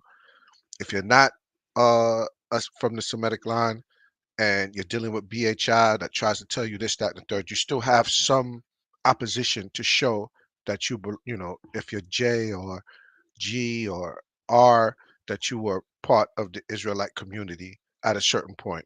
You may not be Semitic, but you still have, you can, these are tools for you to go out and use and and make your fight with proper methodology. Yeah, sure hell beat the black and white arguments that you hear all the damn time. These people black, these people white. The real Jews black, real Jews white. We try to make this as realistic as possible, and these people are still living in Pixar and Cartoon Network land. Exactly. All right, we got Avery, the Savant, and Levant in the building. What's going on? Hey, shalom, shalom. What's up? Good to be here. I didn't know you went live. What time did you go live? About an hour and 40 minutes ago.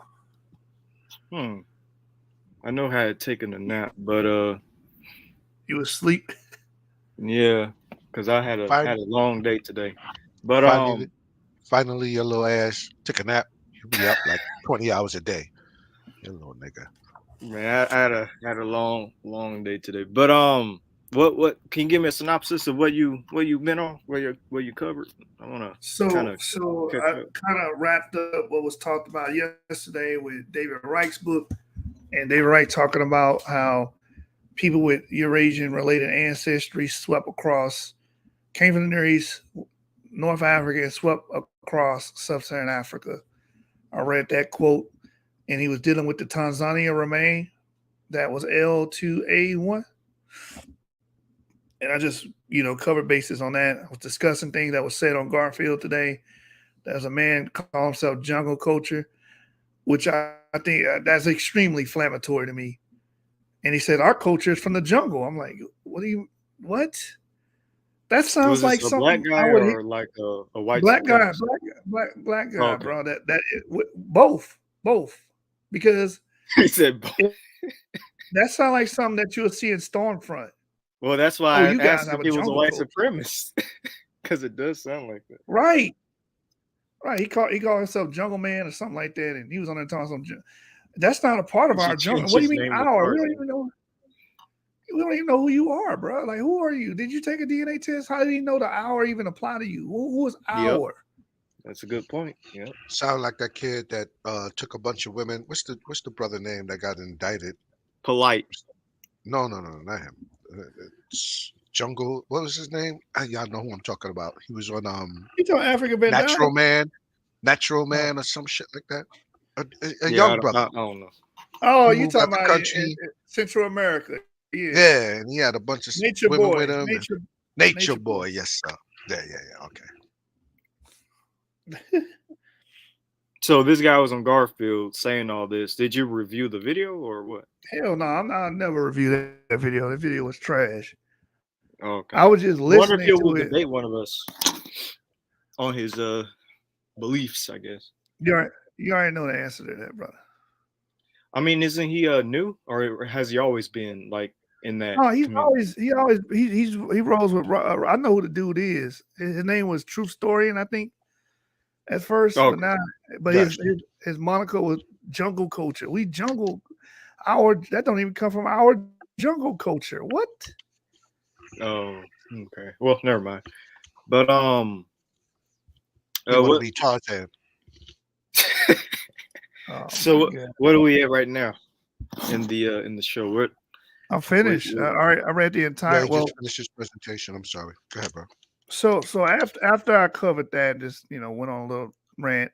I went to Mutage's book and I showed where Mutage was a geneticists think very different than a lot of you racists out there, right? He said that basically these ideas about static populations and people never changing, because that's another thing I heard on there. Basically, like, oh, well, if you these people, then you should always have this culture. Like, no, people change. Culture is evanescent. It fades. It erases. It morphs. It changes. It changes hands. Other people will get it. So most of those ideas, Mutesa says that those ideas come from Europeans that had slave sponsorship and kidnapping and colonialism. That's where those ideas come from. And he's right? absolutely correct. Absolutely 100% correct, bro. Mm-hmm. And you Right, see the right. pundits on Garfield, the pundits on Sonetta, and even the pundits on the BHI say the same thing, acting as if people do not change. They're static people. If you're in that location, you're always there, you never moved. Coming from American Negroes, by the way. This is weird. But again, we know where this was born. We know where this has its inception. This all comes from the antebellum South. That's why many of these people think like that. The spiritual children of Woodrow Wilson, Ernest Cox, and Plecker, right? Yep. So from there, I went and I read a portion of Skoglund 2017 dealing with Tanzania. I read this portion here again, just to catch people up that didn't have the luxury to watch yesterday's show. Mm-hmm. From there, I went to the main page. Well, I showed the L2a haplogroups, focusing on with the Syria one and the one that was found in Luxembourg. In Tanzania. And I talked about these other ones too, Spain, Bulgaria. It's like these people obviously were migrating. Did you know there's? Well, you know this, but did you read the source? Should I say on L2 being among Jewish women and stuff like that? I didn't read the source on that one today, but I posted it in the Facebook group, so I'm gonna Yeah, share that first page. real I quick. see. Yeah. And this I is know good the because story. mtDNA, there's a lot of meat. There's a lot of meat here, to further, explain our premise or, just scholastic premise on, our migration patterns and who we are, where we came from, and I'm glad that we're touching on this now. So yeah, Oh, you're talking about this? this source here, 60,000 years of interaction between Central and Eastern Africa documented by major African mitochondrial haplogroup L2. In this page, it says here, let me blow it up a little bit, including non-African branches such as L2a1, I2a, which is connected to the Ashkenazi Jewish diaspora. Right, right. And then here's another source here. L2a1I displays a similar pattern in sub-Saharan Africa, but with the peculiarity of a sub-branch present in Ashkenazi Jews, L2a1, I2a, which we just read. So Jews do have sub-Saharan haplogroups on the female side and on the male side. There's another interesting part of this paper. Did you highlight that as well? No, I didn't post it. I didn't post that. All right. I guess I'll well, let me see what else you got, and then I'll read what I have concerning that paper. Those were the two highlights I brought Well, out. But go ahead. All right. Well, I'll pull up filibuster for me while I pull up. Well, Yeah, actually, so I can explain while I pull it up. So what I'm about to show y'all is from the same paper that Yeshub has, and I highlighted some portions that I believed was interesting in that paper, and basically it's going to deal with L2a1 and West Central African and Bantu populations, as well as uh, Near Eastern and Arabian populations. So I want to just show y'all how all this is interconnected. I'm going to pull this up. I also have a second source. Did you post two sources dealing with L2A1 being with the Jewish population, or one? there's one source. All right, well, I'll get the second one then. And you can put this one in the Genesis 49ers resource page. But trying to get it because I got a lot of stuff in my computer. All my sources. All right. I think I need to go right here. But yeah, this next little read is gonna kind of show how it's all intertwined when it comes to that L2A1 with the Jews and Bantu populations and Middle Eastern populations and stuff like that. But while I get this, you can go ahead and say what you need to say because you need to find it. Yeah, so there was a question that was posed to, I think, Remy Iona. Mm-hmm. And Remy Iona about genetics and how pretty much Garfield was trying to probe out of him how did he come to the conclusion that he was connected to Jews genetically. It's a good question. It's very easy to answer if you understand at least a little bit of the material. You could just go to present day. He's basically going to use, he's basically going to use their words against them, right? Because neither one of them had the answer, and so, well, like Yeshub said in our private discussions, like he already knew where he was going with this, but we all seen it. We need to interview Remy and get him up to speed on the DNA, but we need to interview Remy at some point. But here's Remy. Anybody in contact with Remy Iona, tell them that Yoruba and Igbo people are 99.8% similar. Go ahead, bro. Yeah, that's a fact. Gotta stop. Yeah, gotta stop saying that they're Hamites. They're tribalists as well. So yeah, all of them African. That's why the countries got taken over. But anyways, when it comes to the L2A1, this is the relevant portion right here. L2A1A has clearly a West Central African, a West/Central African origin and distribution, with many subclades suggesting a recent Bantu migration southward, and is hardly present in Eastern Africa. And here's an interesting portion right here. It says the clade L2A1 shows several basal Eastern African branches together with Near Eastern and Arabian branch lineages that indicates a migration in the early Holocene. And y'all should be familiar with the Holocene at this point, because we talked about the Green Sahara. That was around the time of the Holocene, when the Earth was a lot warmer, and those deserts became very lush.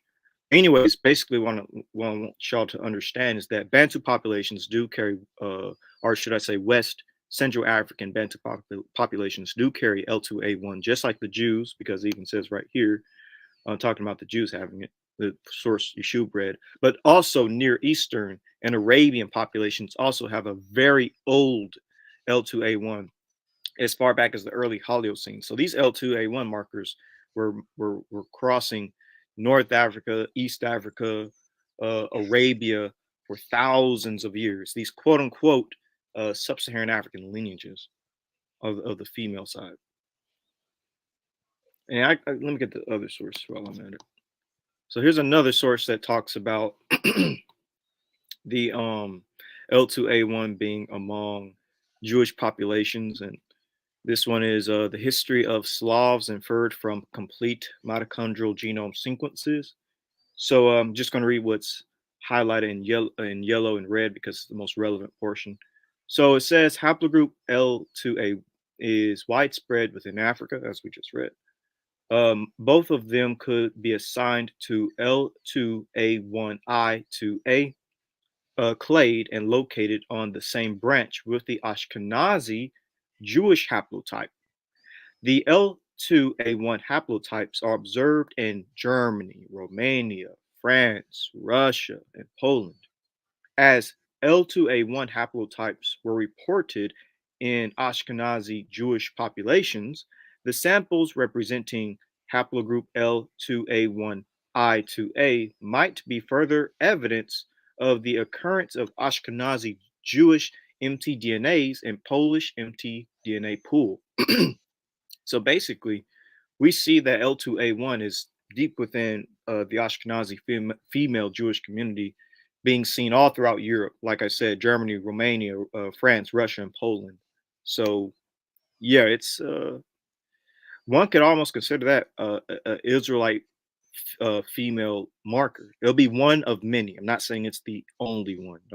Get don't get your your knickers in a twist. Um, there would have been other female mitochondrial lineages, but L2A1 definitely deserves to be part of that Israelite genome in terms of mitochondrial lineages because it's all over the place. I have another source that actually says that it is Israelite. So let me pull that one up, and y'all can kind of like filibuster. What's your thoughts on what we just read on both Well, papers? I mean, it goes back to what I was saying about the conversation between Remy Ona, however you say his name, and Garfield. This is this is the type of evidence you got to show. These are the type of things that you have to bring up and invoke to show a connection. These are sub-Saharan African, West African, mediated groups that we see in Jewish groups today, and we see it in the Levant in ancient times. Right? So what you got for us, bro? So this is another source by this lady, Deb, DNA Deb Katz, and you can look her up on academia. We call it academia research or something like that. And this is her paper where she talks about L2A1. It's kind of interesting. I'm not going to read the whole thing. I'm just going to read what's underlined. So basically, it says a working theory of how our L2A1 genetic haplogroup with, let me zoom in actually. I was A about to working say, bro, theory, I was about to say, can you zoom in for the audience? yeah, here it is. So, a working theory of how our L2A1 genetic haplogroup with subclades of West Africans, South American Africans, Ashkenazi and Sephardic Jews, Africans, and Caucasians of the Caribbean and throughout the United States, Romania Gypsies, and many others, all sprung from the same ancestress. And it Bruh, says the all of that happened. No, you're wrong. All of that happened during the slave trade. nah. She breaks it down right here. The haplogroup branch known as L2A1, that's what we're focusing on. Her descendant daughters will spread across Central Africa to the east area, now called Ethiopia. Others of her descendants will head north along the coast, settling in North Africa and Egypt, and even reaching the Levant, now Israel, Syria, Jordan, and Turkey. While others found themselves mingling with non Africans, including Arabs, Hebrews, and Mediterranean traders from Spain and Italy.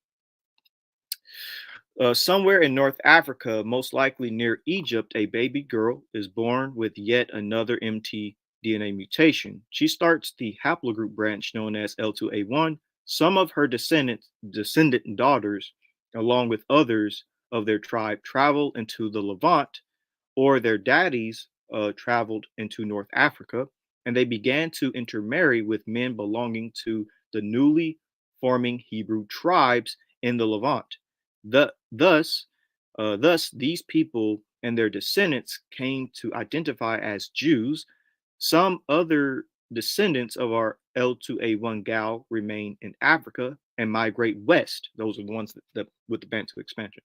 And then it says the Israelites who intermarried with African L2a1 women and the common ancestress of the Jewish and African American branches of our match group was born. And then they talk about Sephardic Jews and Fulani tribes, which is very interesting, and things of that nature. So This is an article or this is a book? Or this is DNA from Deb. Okay, I know who she yeah is. yeah I yeah.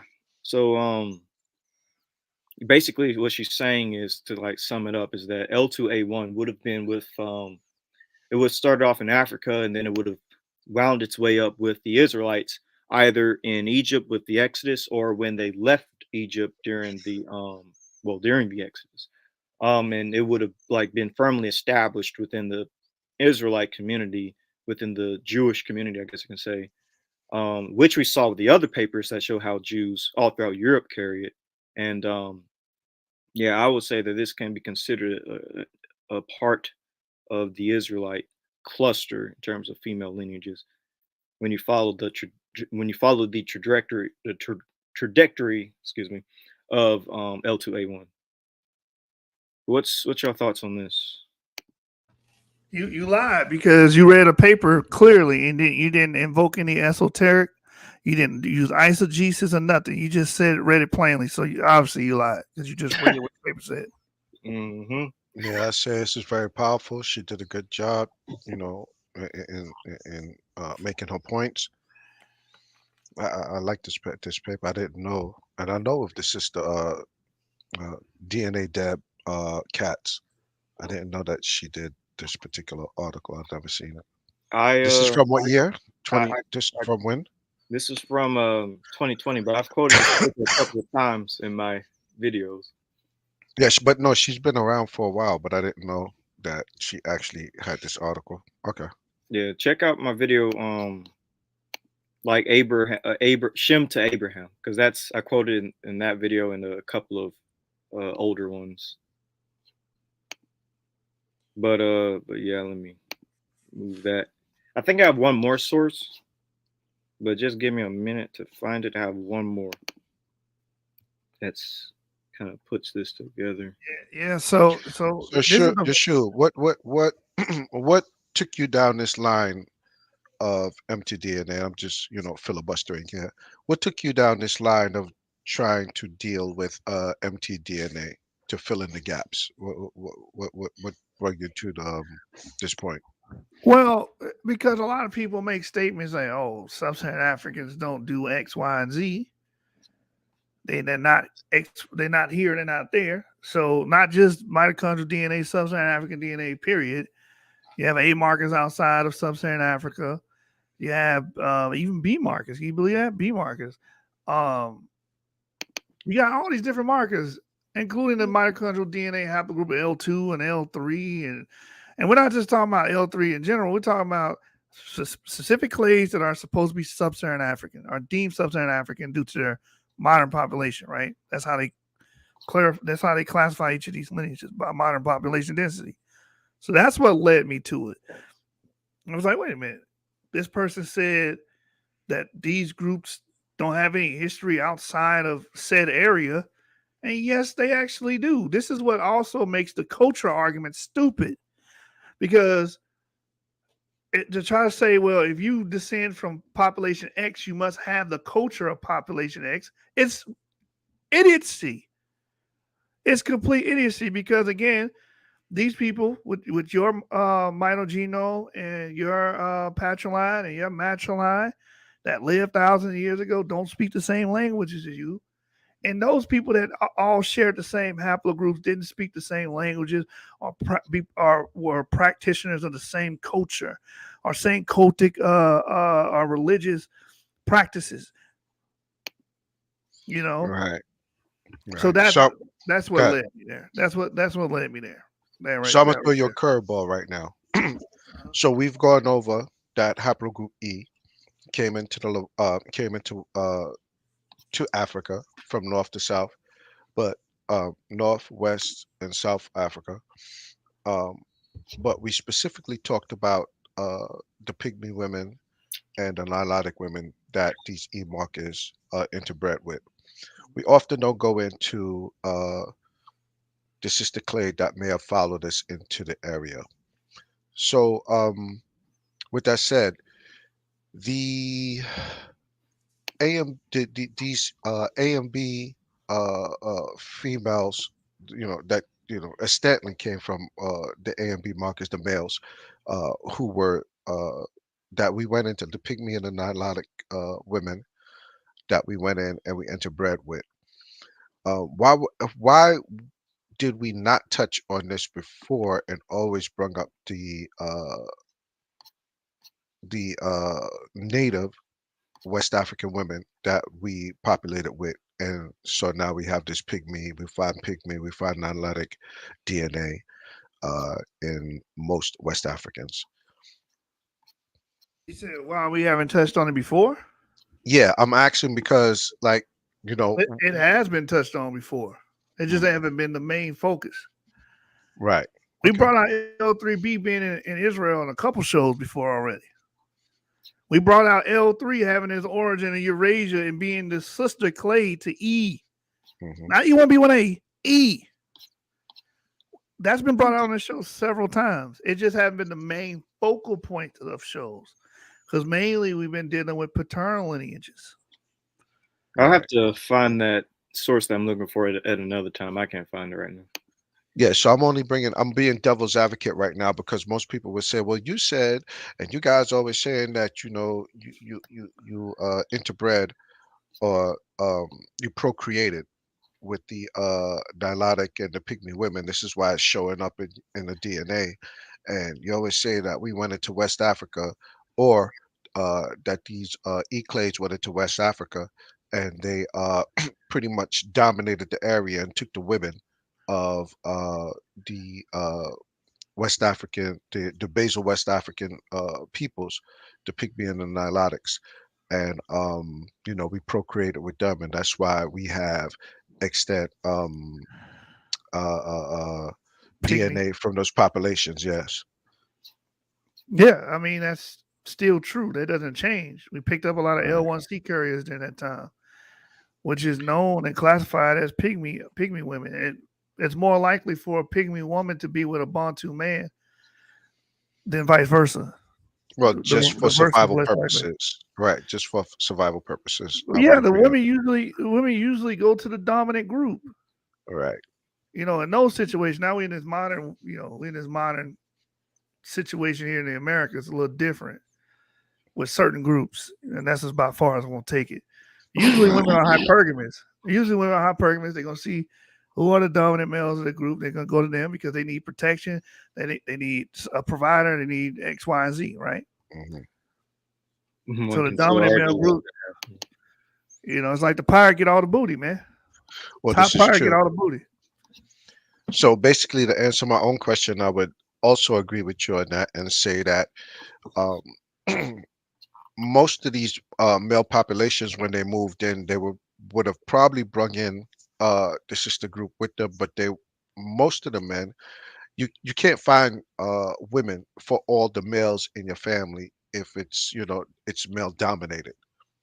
If it's a male dominated migration into West Africa or into Africa itself, um, there may be some women with you, but you're still going to have to find women for, if it's a male dominated migration, you're going to have to find women to procreate with, to marry into, or to bring into the culture.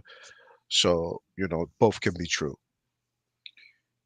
All right, I have to find that source another time. I agree I'm with you. scrolling and scrolling. I can't find it. So Yeah, that's All right. fine. That's fine. But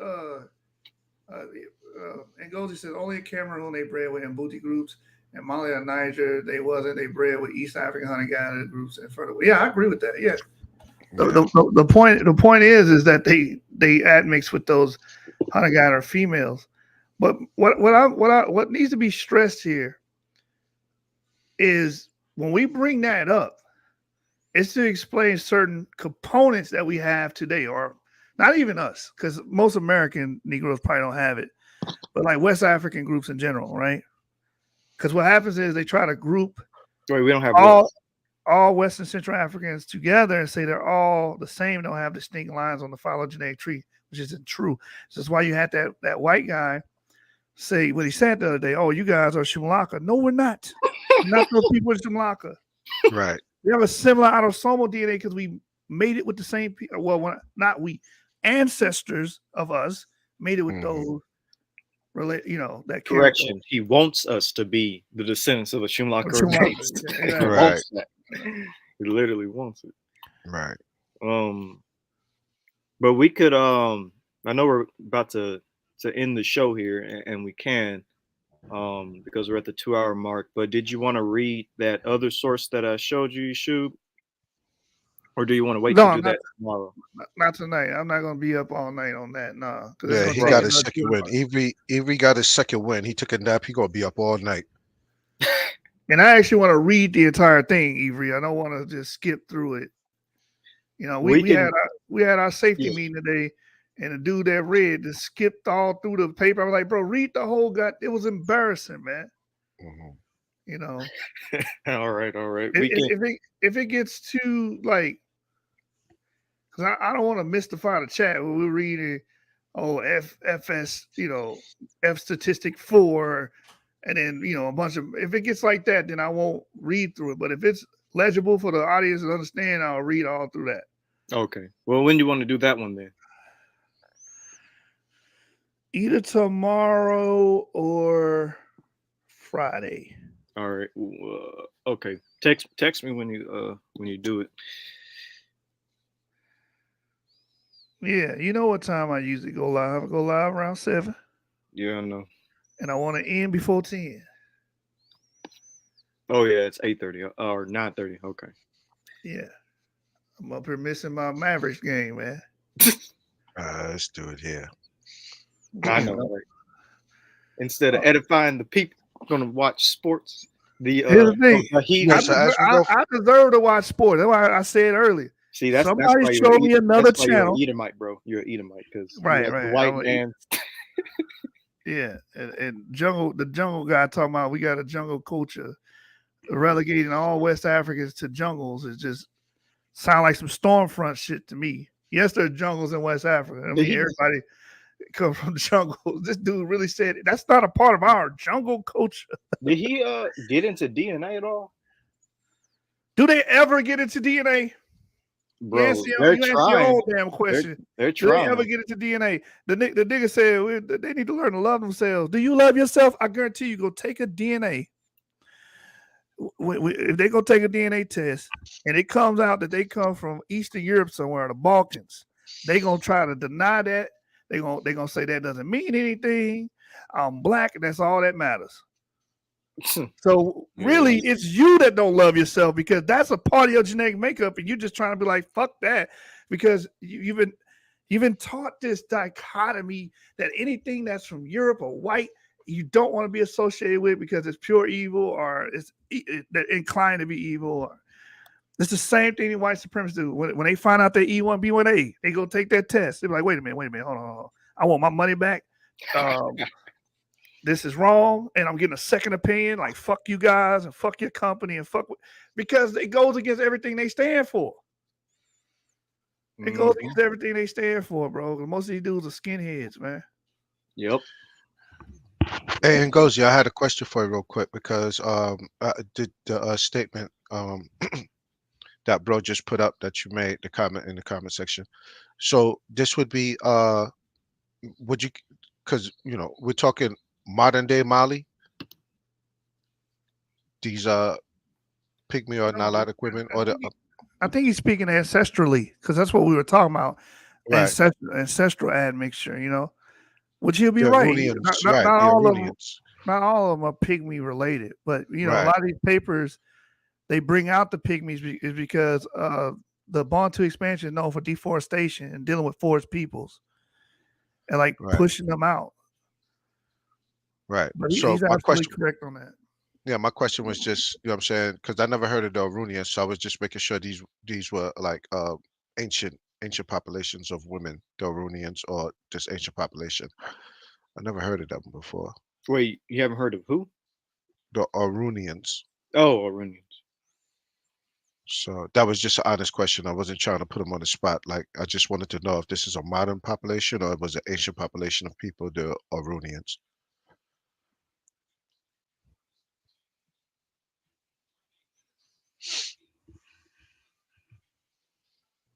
while we wait on that, bro, Mhm. I'm gonna show y'all something. L1C. Let me type that in. L1C pygmy. Yeah, because as we go further west into like right past Mali is Mauritania, which would be off of the the sea coast, the Atlantic Ocean. So I don't know, what I'm saying? I'm just thinking, oh, when he says Mali, I'm thinking of the modern term or the maps, topography, the modern topography of Mali. So, I just wanted to ask him that, like, because I never heard of these women.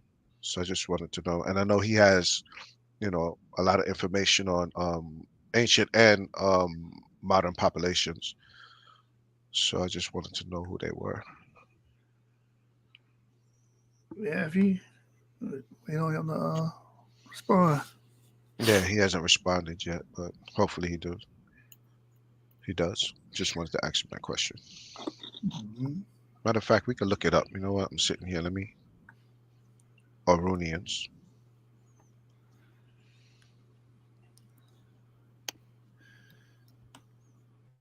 Yeah, but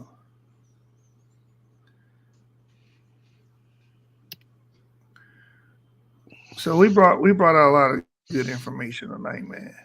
Hmm. I think we did good. Covered a lot in that paper. Again, y'all can't say sub-Saharan Africans are static. I Iranians mean, are you can Keithans. say it like y'all gonna keep doing what y'all do. A skinhead gonna be a skinhead regardless, right? So Hmm. y'all continue to be Facts. what y'all are. Iranians is another word for like Keithians. Ah, okay. Because I'm looking up Arunians right now, and it's showing me Iranian, and I spelt it right. It's not giving me. It's not giving me the. I'm spelling it the way he spelled it, and it's coming up as Iranian, and that No, is yeah, that's in on a whole nother it's landscape. Yeah, it's landmass. it's Keithians. Iranians is another way of saying Keithians. Okay, cool. All right. I just want to clarify that because I never heard of that term before.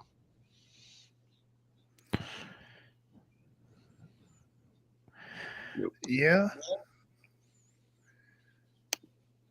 So I'm just looking at some information right now. That's why I'm Yeah, being yeah, yeah. quiet. That's cool. That's cool. But yeah, man. Like I said, bro, all that static stuff, and also remember, man, we don't do these shows to convince people. Look, my channel never gonna get big because I'm not gonna kiss ass, and I'm not gonna play the fiddle. I'm just gonna let you know what it is, regardless of how anybody feels, and that's a recipe to keep your channel small. I'll tell you that. I'm I not don't gonna know, bro. placate. Yeah, it's gonna stay small because of that. Because I'm not gonna play no games with this. Bro, all these channels are about to get nuked because of their anti-Semitism. So you might be the only channel left. Not if we let this fool keep playing these games, but we'll talk about that later. So the purpose of our channel is right here. A new scientific truth is usually not propagated in such a way that opponents become convinced. We're not trying to convince you. This is not church. I'm not here to preach to you and then you get the Holy Spirit and I feel it. No, that's not what's going on here. It's not about whether or not it's not about if you are convinced or not at the end of the day. I'm out here sowing seeds, man. Just like my ancestors was when they were sowing seeds. They were agrarians. I'm an intellectual agrarian, right? I'm sowing the seeds right here. A new scientific truth is usually not propagated in such a way that opponents become convinced and discard their previous views. And that's how many of y'all teach. Y'all teach like, you got to believe me or fuck you. Now, that ain't me. Listen, I'm here to bring forth the seeds. What do you do? Whatever you want to do with them seeds, that's on you. All right. But I'm trying to give the seeds, bro. I'm trying to get better methodology to the community. I'm trying to show that, if we look at things scientifically, maybe we can iron out certain issues like racism, right? That's my job. It's not even to convince any of you guys are Israelites or nothing like that, right? I'm giving you the raw data. I'm reading it. I'll give you my inference and my opinion of things. But at the end of the day, you're getting the source material. So no, it's not about convincing no damn body. But what is it about? No, the adversaries eventually die off. Eventually, we all gonna get old. They all gonna die off. And the upcoming generation is familiarized anew with the truth. That's the point. That is the point. Not to make a goddamn church. I'm sick of religious organizations. I was a part of one. I was in a cult. I'm done with that. You understand? That part of my life is over with. But it's to provide the evidence, plant the seeds of science and understanding, and go from there, man. If we're going to make arguments, make it make sense. That's it. All this culture and basing shit off races, that shit dead, man. So that's what the purpose of the direction of my channel is going, to try to get y'all familiarized with it. Not about convincing y'all. I don't care about numbers. This ain't about a membership card. This ain't about a church. It ain't about that. Like all these other channels I ran, Garfield, Sonetta, BHI's, Teo, they all about memberships. I don't give a damn about that, because I'm not going to sing that sweet song you want me to sing to you. I'm just going to read the information, give you my opinion of it, and move the fuck on. Yeah, you're sowing seeds, all right. Seeds of destruction. Yeah, C. McMillan. Yeah, I'm familiar with Dirk Lang. He wrote a paper on the Yoruba. Yeah, that was a great paper. Yeah, He wrote a couple of papers actually. yeah, but the Yoruba one was one that stands out. Like, it is a few papers, but that's like, even if you Google them, like that's one of the papers that come up immediately. There's a lot of work on West Africa. Yeah, I know he talked about the Cameron Borno states, which was good. Yeah. You know what they're gonna say about this quote right here? He's quoting a white man. Edomite, bro. Clearly, You're a white man. You're a white man, bro. Stop man. lying to people. Let them know. I remember that sister. She asked me, Avery. She asked a sister about us, right? It was a sister inquiring about us. She was like, "Are they white?" Yeah, we shake their thought process, bro. We shake their thought process so much with, just the empirical data that we deal with, that they can't fathom, because they're so deep into these social constructs, and they're so like, it's like it's in their DNA now, that if you speak anything or say anything against or opposite or opposing something that's supposed to be, you know, pro-black, you have to be white, or you have to be this, or you have to be that. Like, it's crazy. Right. The sister said that, and it was because we made a video against Ron Dalton. So we white because we went against Ron Dalton. I don't even, how does that even make sense? You know, the funny thing is, though, about all this, because the BHI, like, Teo and the sister you was talking about, and Darvis and plenty of others. You know what sister people. I'm talking about, right? You remember this sister, right? Yeah, I think I know who you're talking about. I can even name the YouTube channel, but I won't. All right. Okay. But yeah, so all these people basically on the black side of the internet, or maybe should I say the more what, conscious side, or the more woke side, I don't know, but basically like the BHI side of things, we're white. And I find that to be kind of interesting, because on the WHI side, we got ops trying to show that we're black.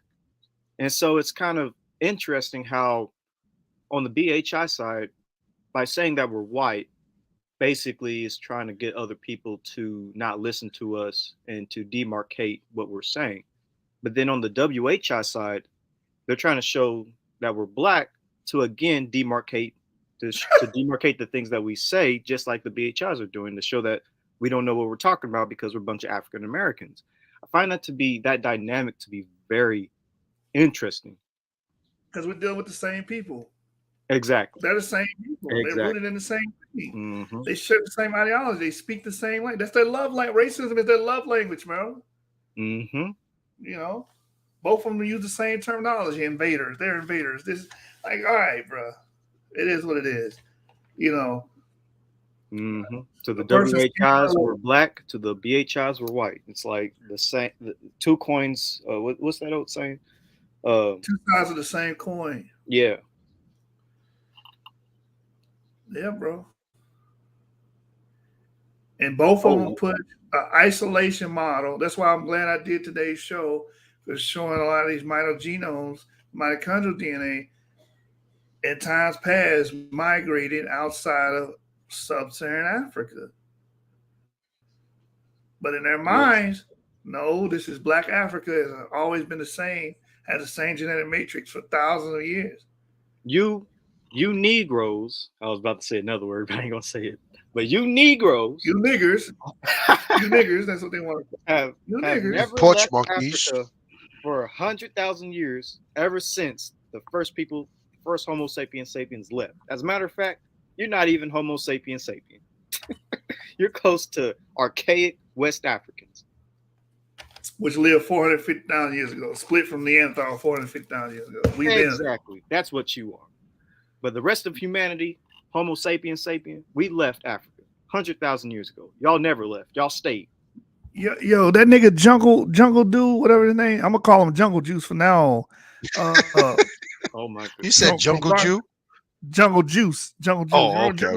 The little barrels, the little barrel of cheap ass 15 cent back in the day.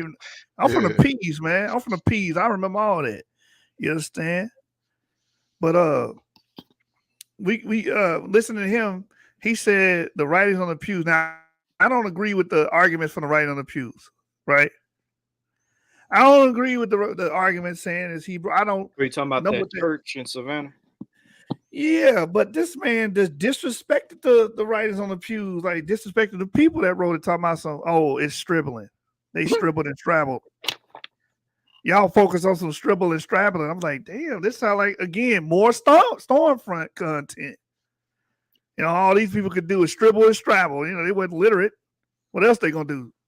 Stribble and strabble, goddammit. Just like a kid don't know how to draw, gonna draw stick figures. He can't articulate himself well. Did he actually say all that? Bro, nah, he didn't. I'm embellishing, but he said okay, all he did was he's going in. and then one dude, the other dude was like that was on there with Jungle Juice. He was on there with him, and he was like, yeah, they could have been kids that wrote. I'm like, man, if someone would have said this on Stormfront, y'all would be angry and upset about it. Right. But you get or BHI has said that about like African writing or something. Bro, the man said it was stribble strabble. Man, that's crazy. But Moore has showed some interesting, convincing evidence concerning the scripts. I'm going to use that word, the scripts on the pews, because I was the same way with you, Yusuf. I didn't really care about like the Savannah, Georgia pews, and I didn't really like think like there was legible words on there until I started listening to what Moore had to say. He kind of made it a bit convincing that there could have been like cursive West African Arabic. West African Arabic could have been on the pews, and he also said there could be some evidence of I think Amharic. So there could be something. The only reason I didn't. Yeah, it was like, how's it gonna have Amharic on it? How's it gonna have Amharic on it? Well, I mean, you did have people come from East Africa, in the slave trade, so it's not out of the realm of plausibility. But since they don't want you being anything but the jungle niggas you are, a bunch of jungle niggas. That's all you ever were. The jungle niggas don't write, nigga. All they can do is stribble strabble, nigga. Don't expire. Bro, that's enlightenment, bro. Who needs writing? Writing makes you dumb. It reminds me of Polite when Polite said we need to go back to just not wearing clothes, because in Africa, like everything, like we know why he doesn't. We know why he wants people to be naked walking. Yeah, that's a whole nother bag right there, boy. That's a whole other bag, man. We know why he wants that. I hope it rain on him. But anyway, the man was just trying to say that we should walk around. You know how unsanitary that would be, man. Yeah, And then if you get he a was cut, even, you can easily get an infection. Like we wear clothes to prevent like getting cuts and bruises and all that type of stuff. And weather, of course, obviously, when we live in like the cold or in the deserts and stuff like that. and he was like, "Oh, people back then didn't wear no clothes because it was hot. Like, Arabs wear clothes and they hot. They live in hot, arid locations. What the fuck are you talking about? I think most human populations wore clothes. No, but no, it's recidivism, bro. It's like you want to bring us backwards and say, let's just go out here and be naked. I'm like, why? At least in the cold parts. Because that in their mind is just like Stormfront. That's how the white supremacists think of us. A bunch of naked, non-writing, unintelligent peoples. And then what were they propagating on Sinetta to be a bunch of naked, non-writing, unintelligent peoples? Well, we have kind of noticed, Yeshub, that a lot of the people that speak this way kind of have a particular background, a particular Y chromosome. That's a joke. I can't even do that. I can't even do that. It's just idiocy. I know, I'm bro. just messing around, bro. Yeah, it's just idiocy, bro. It's just like, your mission is to make us more defunct than we already are. You know, more defunct than we already are. Hey, bro, mate, they just like the PBS depiction of Africans, bro. The African child with the flies in their face and starving to death. That's what they want, apparently. You know, like I know most of our community it doesn't give a damn about scientific papers. They can give a fuck about it, right? But that doesn't deter me. I'm going to continue to make my content. Those guys over there are like, listen, y'all don't care about the shit I care about. You know, something wrong with you. You know what I'm saying? You got to get with this jungle nigga life. If you ain't representing the jungle nigga life, then you ain't shit. That's how they think, bro. Meanwhile, they probably couldn't last a whole week in the jungle alone. Oh yeah, there'll be food over there, bro. Yeah, they've been ripped apart by a chimpanzee. None of them niggas will relinquish their American freedom to go and live the way they're trying to portray us or strive on the internet. It's all a front, man. Come on, bro. Right. I will only believe it until you actually like go out there and live in the rural lifestyle of the jungle, I guess. And a lot of times African Americans go to these African countries. A lot of these African countries look at you like with vitriol because you go over there and become a venture capitalist and shit, buying up land, building hotels, you know what I'm saying? And they look at you like, you know, but you know, I thought you was moving over there in the spirit of oneness with Africa. It's just a very weird dichotomy that proceeds from that, but it is what it is. You're gonna always that's have kind of weird trying to get into the spiritual oneness of a continent, a landmass. Like what? That's what they land masses don't have souls. I've been told we've been told over multitudes of time, give the oppressor back their religion, their cultures, and their faiths. To give it all back to him and return to your African essence. So whatever that means, right? Yeah, what does that mean? I don't fucking know. Because for instance, like let's say that you're you can never get an answer. These guys answer. They don't answer shit. I told Garfield in the comments one real quick.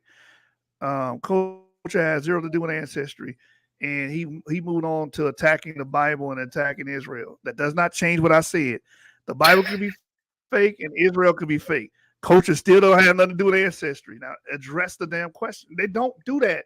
They have no defense. They never defend none of the things they say. You want to argue with me? Cool. I will lower my handicap and raise yours. What does that mean? I will say, okay, you're right. We fake Israelites. We fake everything. Now address this. They can never address what they said because it's not about addressing or giving veracity to any of their claims. It's all about tearing down the other claims. So they don't know how to do that. Right? They don't know how to do that. Again, Garfield, if you're watching, I know you watch, you're a fan too. Culture has zero to do with ancestry.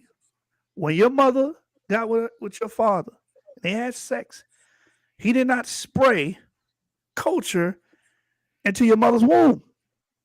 He did not inject a con faith or religion, cultic practices into her womb. All right, this is not how it works. I mean, that should be obvious when people adopt children from like other countries, like let's say an American adopts a Chinese person. Uh, that kid is not gonna be like culturally, like in their mind, they're not gonna be culturally Chinese. They're not gonna come out the womb speaking Chinese and well, speaking Mandarin, should I say, and trying to be like I don't know, an emperor or whatever. They're gonna be Americanized. They're gonna have American culture growing up. Like no one's born with these cultures. You have to like learn it. Because if that's the case, then if you're born with cultures, then that just wouldn't make sense. No, it's pre-installed into your brain, brother. Yeah, and here's the worst part. So, like I used the scenario with like adopting a let's say a Japanese person. You know, they're not gonna be speaking Japanese and trying to be a ninja or something. Now let's apply mixed people. Let's say you're half German and half Yoruba. Like, is two cultures inside that kid? They're gonna be trying to speak German and Yoruba and trying to be a Viking and a Yoruban warrior. Like what? And what if you're mixed with like three different ethnicities? What if you have Chinese, Yoruba, and German? Like, are you three different cultures at that point? Like, it is so funny because their existence proves that their premise is false. All you niggas is Americana. All you niggas. Everything you do is you eat Americana foods, you speak an Americana language, and you follow Americana culture. All of us do. Yeah. Some shape, form, or capacity. You walk like an American, you talk like an American. So with your own logic, it's all show the culture, then you ain't West African. Yeah. Because you don't have that ancient culture. Nobody does. Very few people do. I would give the Jews probably that ethnic group is probably the only one that holds to a certain extent, not 100%, but to a certain extent, aspects of their ancient culture. Because even their culture is kind of new when it comes to like some of the Ashkenazi majority of it's common era. Yeah. And so even like, them, it's to an extent. That's why I said to an extent. Yeah. But yeah, most humans today, they're not practicing what their ancestors practiced like 6,000 years ago. Yeah, man, this shit is silly. I mean, some ethnic groups don't even exist. But that's that circle over there, man. A bunch of dilettantes. Jungle juice. Jungle juice, man. Or maybe we should say swamp juice. Drain the swamp. Drain the swamp like Trump did in 2016. Yeah, man. It's just silly, bro. It just gets more and more silly. Mm-hmm. And D-Red, what if we can't? Let's say we can't prove Igbo Yoruba. Okay, fine. The Igbo Yoruba are not Israelites. That doesn't automatically make your statements true. That people don't understand how that works. I disproved you guys. You guys are liars. You're false. Okay, fine. We're liars. We're false. We don't know what the fuck we talking about. That doesn't make any of the statements you said true. You guys are idiots, bro. And at the same time, you can still follow the Abrahamic religions. Like if it turns out that they don't even want you doing and Yorubas aren't Israelites, like you can still convert. No, you can't. You black. You black. You can't do that. That's not for you. Find a black religion. A black religion. Got it. You just want to connect with white people to feel special. Oh snap! Okay. Yeah. So I guess I should drop my American vernacular and culture then, because that's pretty white, if you ask me. But right, motherfucker's last name Williams and shit. Fuck out of here. Williams, Smith,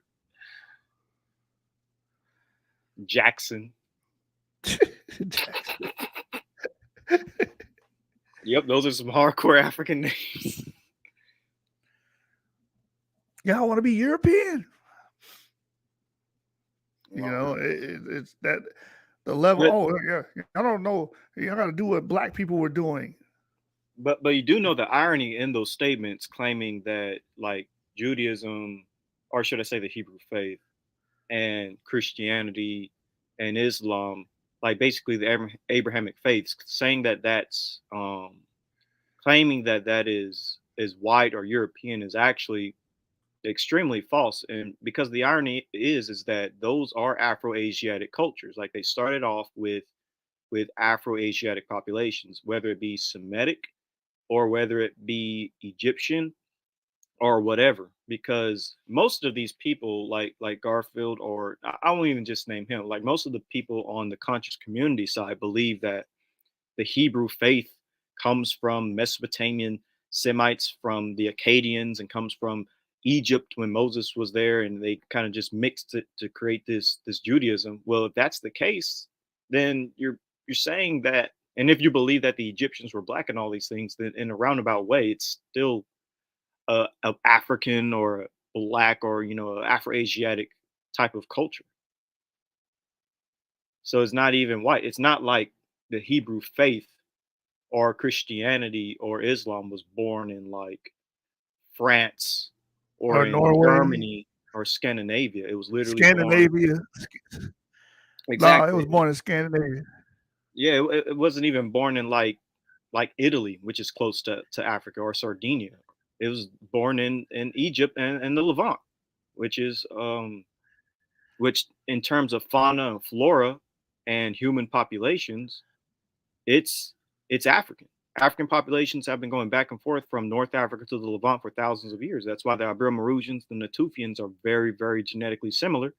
And that's why modern day Middle Eastern populations like North Africans and Middle Easterners are so genetically close. It's because their ancestors have been going back and forth. So when it comes to like Judaism and Christianity and Islam, like it is technically African. It's Afro-Asiatic. So to call it European is just to be ignorant. Right. On the stream, here's a book here. 100 African religions before slavery and colonization by Khan Takruri. So all these people saying, divorce Judaism, Islam, whatever, because that's anti-black. You got to be black. Black means culture, and culture means black. You got to follow one of these. What were we doing before the Bible? Okay, so that's just how they talk, right? So which And that's one of why I'm these? glad Moore kind of brought Which out one? that. Should we Go follow ahead, the my pig?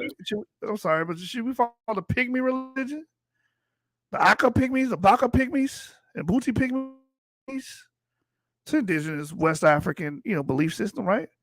Or should we follow the Berber religion? Oh, wait. I forgot some of the Berbers are light skinned. I can't use them.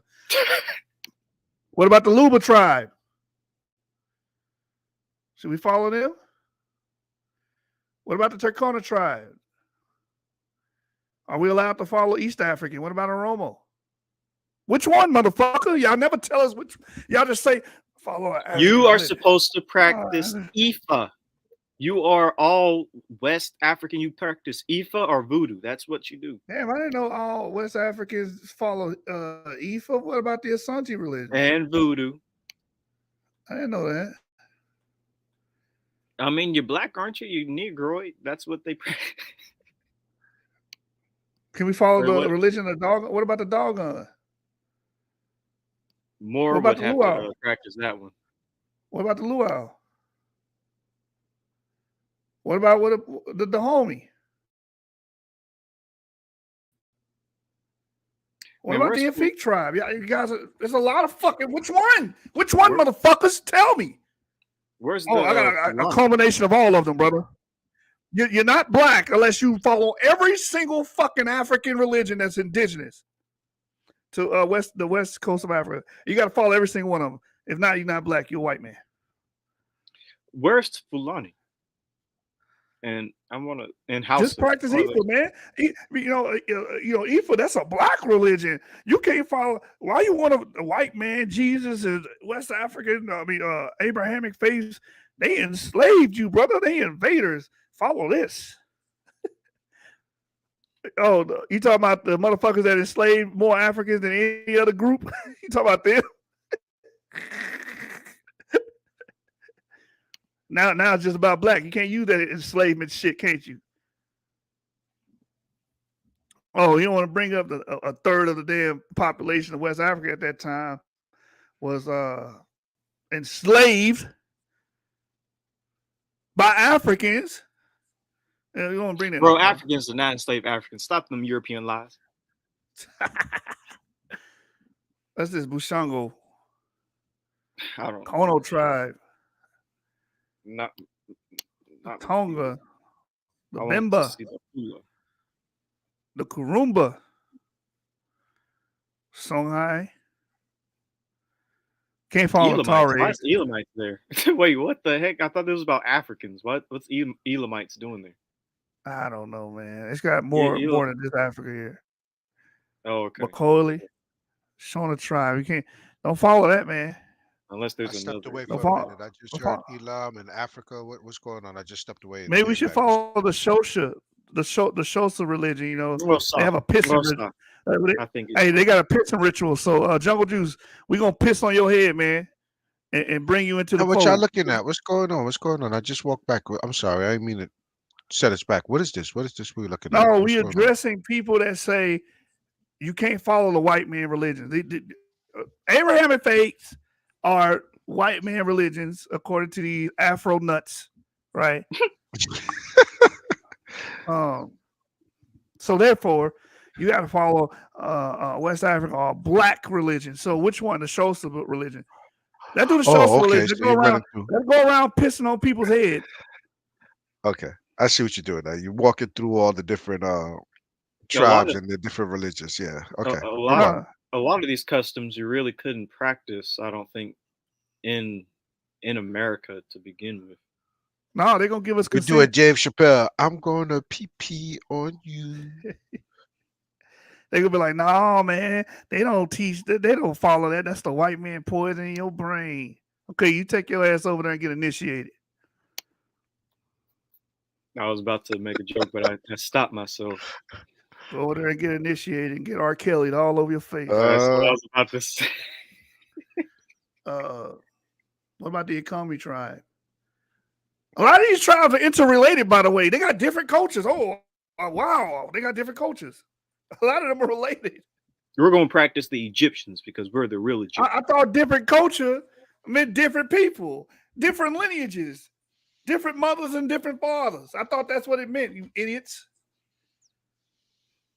What would someone practice if they were like half Yoruba and half Khoisan? Like, would you practice the Khoisan? They smoke weed and listen to reggae music. Or both? Hey, which one is the most black? Which one's the most black? I guess it'll be the Yoruba. Khoisans are a little light skinned, you know. They do a little religion here. I think this person is want to think all black people is African type of shit. That's what this person who wrote. Yeah, because he has Fiji Islands. Like Fiji's not African. Did Ron Dahl write this? Who's the author of this? See, we always knew deep down you was Afrocentric. Got this book in your Kindle.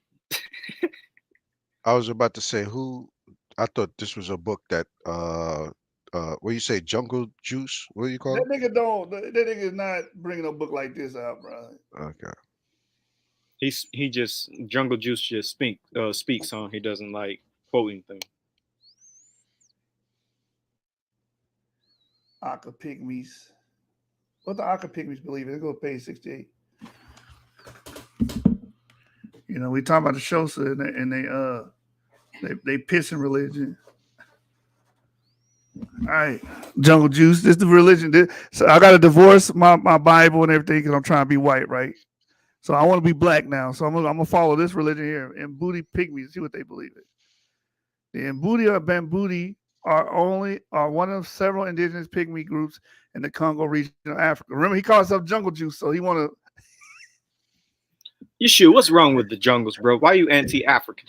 He want to attach us all to. Why are you anti-pygmy, bro? We jungle tribes, Jungle Juice and jungle tribes, man. We said their language are Central Sudanic languages, a family of Nilo-Saharan phylum and Bantu languages. Everything in the Bambuti life is centered on the forest. This is what he meant. when he said jungle. He tried to say with the forest people. Now, this is funny because y'all brought up Tarzan, but if I go to another culture that believes Mommy Walter and their descendants came from mermaids, then we have to sing Little Mermaid Under the Sea. Under the sea. You know, maybe Disney was onto something when they made the Little Mermaid black, you know? Make it into an African story, you know what I'm saying? Mommy Walter. Wait, did that movie came out when? Now that I think about it, I don't know if it did come out. Hold on. People were shitting on it so bad, I forgot if it even came out or not. I want to watch it. I'm gonna get close to my African roots. You know what I'm saying? I'm being black again. I'm being re-blackified. They could have canceled it, but let me see. That movie is coming out May 26th, 2023. I'm gonna go watch it and yell "Mommy Water" in the middle of the theater, see if everybody knows what I'm talking about. All the black people gonna wake up magically and say "Mommy Water," original culture. You know, because it's a DNA signature in our body. Once you say that word, it activates, and then you remember who you really are. You get rid of all the white religions and Where you get that shit from? Where you get that shit from, yo? You read too much. Yeah, pick that. Under the sea. We the George of the jungle. Watch out for that tree. Or we Ariel and motherfucking what's the crab name? Under the sea. What if you're not from? What if the African people that you're related to isn't in the jungles? What if they're in the Sahel, which isn't a jungle, more of like an arid environment, like a savanna type environment? No, nigga, ain't no diversity in West Africa. They all in the jungle. Okay, they forest people. No diversity. Oh my goodness. Diversity is for white people only. Dang, that's crazy. They all spoke the same, ate the same, thought the same. Let them tell it. That's crazy, bro. Oh man, crazy. It says everything in the Bambuti life is centered on the forest. Jungle juice. They consider the forest to be their great protector and provider, and believe that it's a sacred place. Jungle culture.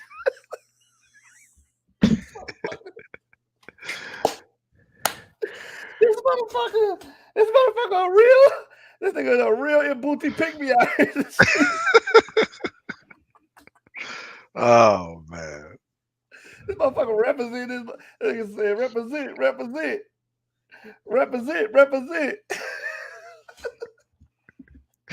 Represent, y'all. Represent.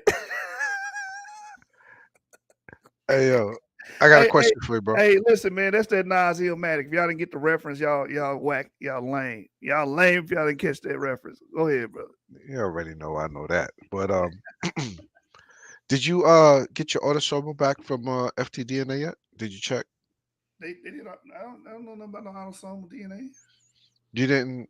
There's supposed to be it came with the big Y, the whole shit. It's not there?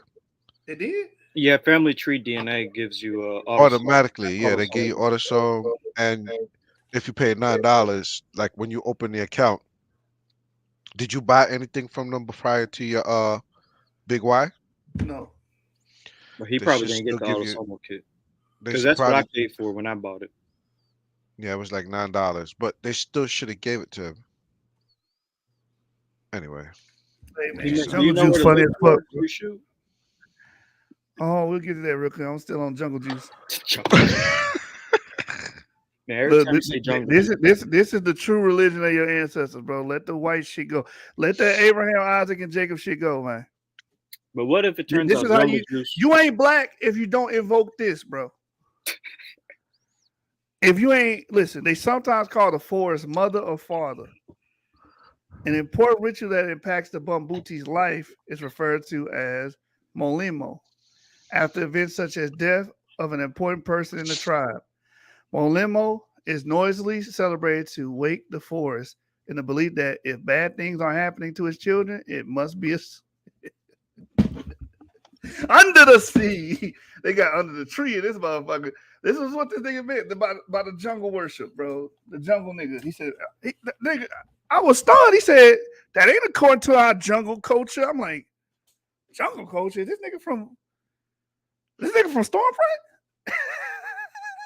We still talking about the dude that was on what's his Jungle name channel? Juice. Jungle Juice, yeah. Okay. Well, you thought we were talking about somebody else? I don't know. I'm doing so many things at the same time. Yeah, your shoe has not been off this jungle. Yeah, he on that nigga lawn. Hey, Jungle Juice was on there talking greasy, bro. They was saying Equiano ain't shit. Fuck Equiano. Equiano. What? They mad at Equiano because he made one page that compared Jews and Ebos. He said one people must sprung from another. So they mad at him for that. I almost feel like reviewing this video. He fake as fuck, fuck him. You know what I'm saying? He lied. What 6-year-old remembers shit? I remember shit when I was 6. I remember when I got chickenpox. I remember when my cousin dropped the iron on my back. I remember shit when I was young. I remember that shit. I remember staying where I was staying at. And Griff King no longer around, so they knocked down the peas. I remember. So why can't he remember shit with his kid? I don't know. So it's fuck Equiano. Fuck him.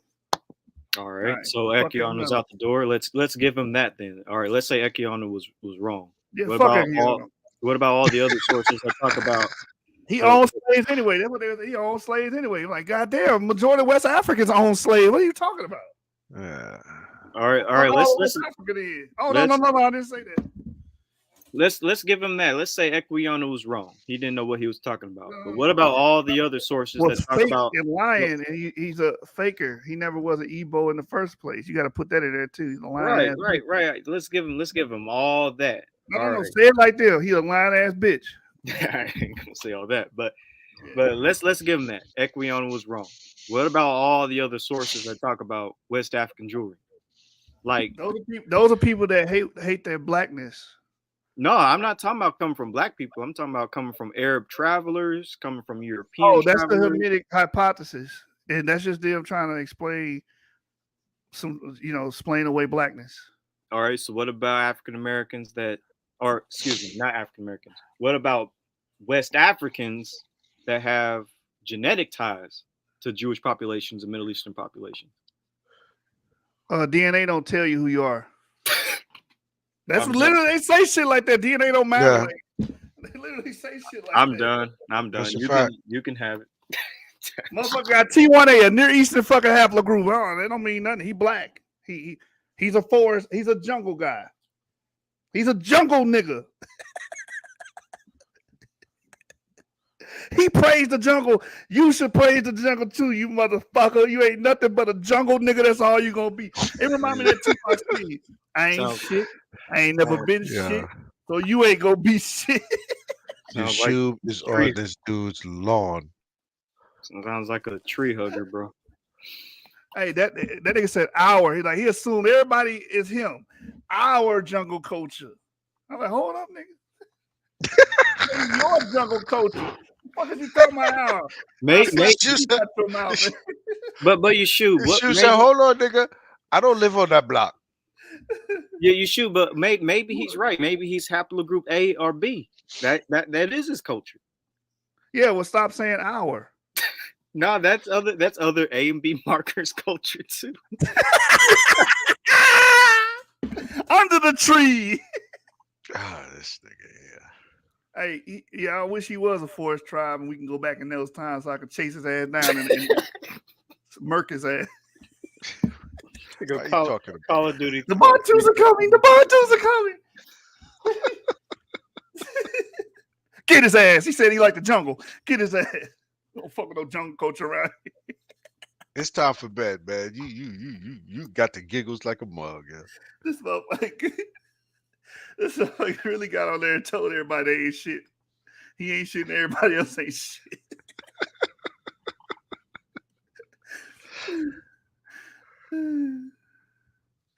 Oh, shit. This motherfucker really...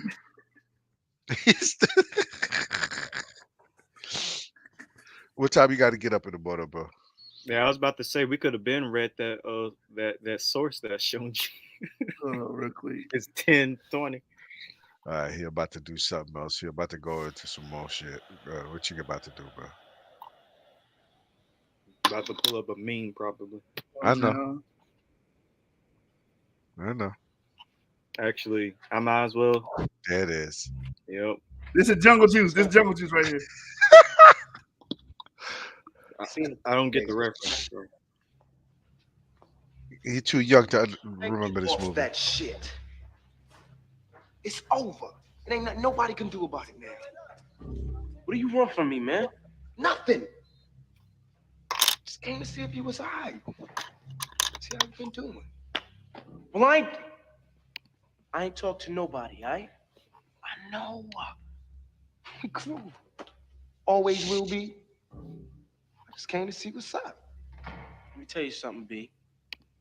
I'm only playing your fucking game because ain't shit else to do. But don't you ever pull a gun on me again in your life. Well, I hope I won't have to. Yeah, we all go down if you do, because we all crew. Just try me if you think I'm bullshit. Oh, that's some snitch nigga shit right there. Look at this. The brother finally decides to stand up like a man and throw down. Too bad Raheem had to die first, huh? It's over. Everything starts from now. We all go down unless we stay together. Ain't no one man above the crew. You know that shit. That's him. Crazy, man. That's jungle juice. We all the same. Ain't no man above the jungle. Ain't no old man. You do not know the way. Yes, I do. Do you know the way? I know the way. Wait. It's all around me. What the heck? Stop! No! Stop! Now you know the way. Now you know the way. The devil is on our side. I will get my phone and put on the soul of my people.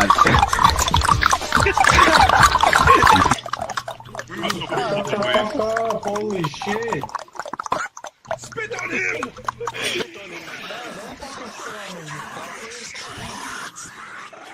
You want to know the way. We are Uganda warriors. You do not know the way. You cannot escape the devil. D-Red said. It's like a jungle sometimes. It makes you wonder how I keep from going under.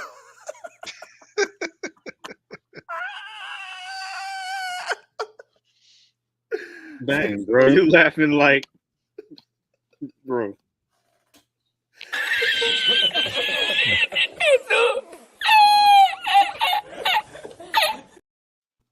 You laughing like him? You should. What the heck?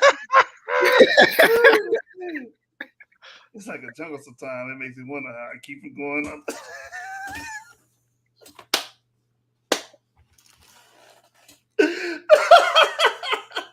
This nigga retarded. Oh shit. You know what? When you said that last time, I was kind of tripping, right? But now, you're right. I am crazy. But you know what else? I don't give a fuck. I don't give a fuck about you. I don't give a fuck about Steele. And I don't give a fuck about Raheem either. I don't give a fuck about myself. Look, I ain't shit. I ain't never gonna be shit. And you less of a man than me, so as soon as I decide that you ain't gonna be shit, That's your boy. so be. That's jungle juice said I ain't shit. I ain't gonna never be shit. That's what he said. Our culture. I'm a jungle man. I'm a jungle man. I'm going to bed, man. Y'all killing me right now. I'm a jungle. I have enough of this, man. You going in too hard now. I'm going to bed. That nigga said I'm a jungle man. Hold on, go back. Myself. Look, I ain't shit. I ain't never gonna be shit. And you less of a man than me, so as soon as I decide that you ain't. Look, you less of a man than me. You ain't shit either. I ain't shit. I'm just a jungle mother. I'm a jungle nigga, and you a jungle nigga. It's just that simple. I ain't shit. I ain't gonna never be shit, and you ain't shit either, nigga. That's how these. Damn! That's how these dudes operate, man. Jungle juice, man. Shout out to Jungle Juice. All right, let me finish my my lesson here on forest religion. It says, as with Oh many shit. Here we go again. So as with many Bambuti rituals, the time it takes to complete a molimo is not rigidly set. Instead, it is determined by the mood of the group. Food is collected from each hut to feed the molimo.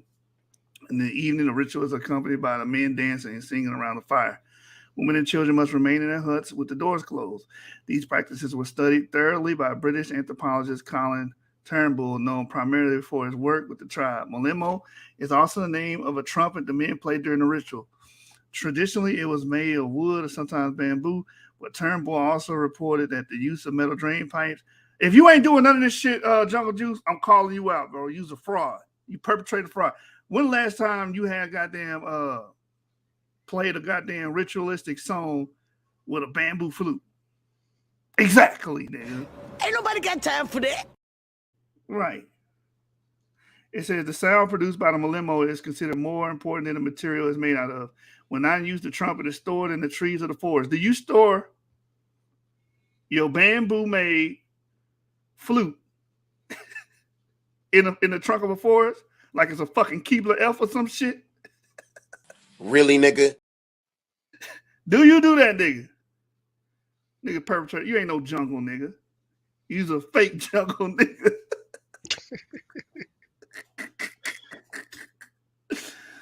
Says during the celebration, the trumpet is retrieved by the youth of the village and carried back to the fire.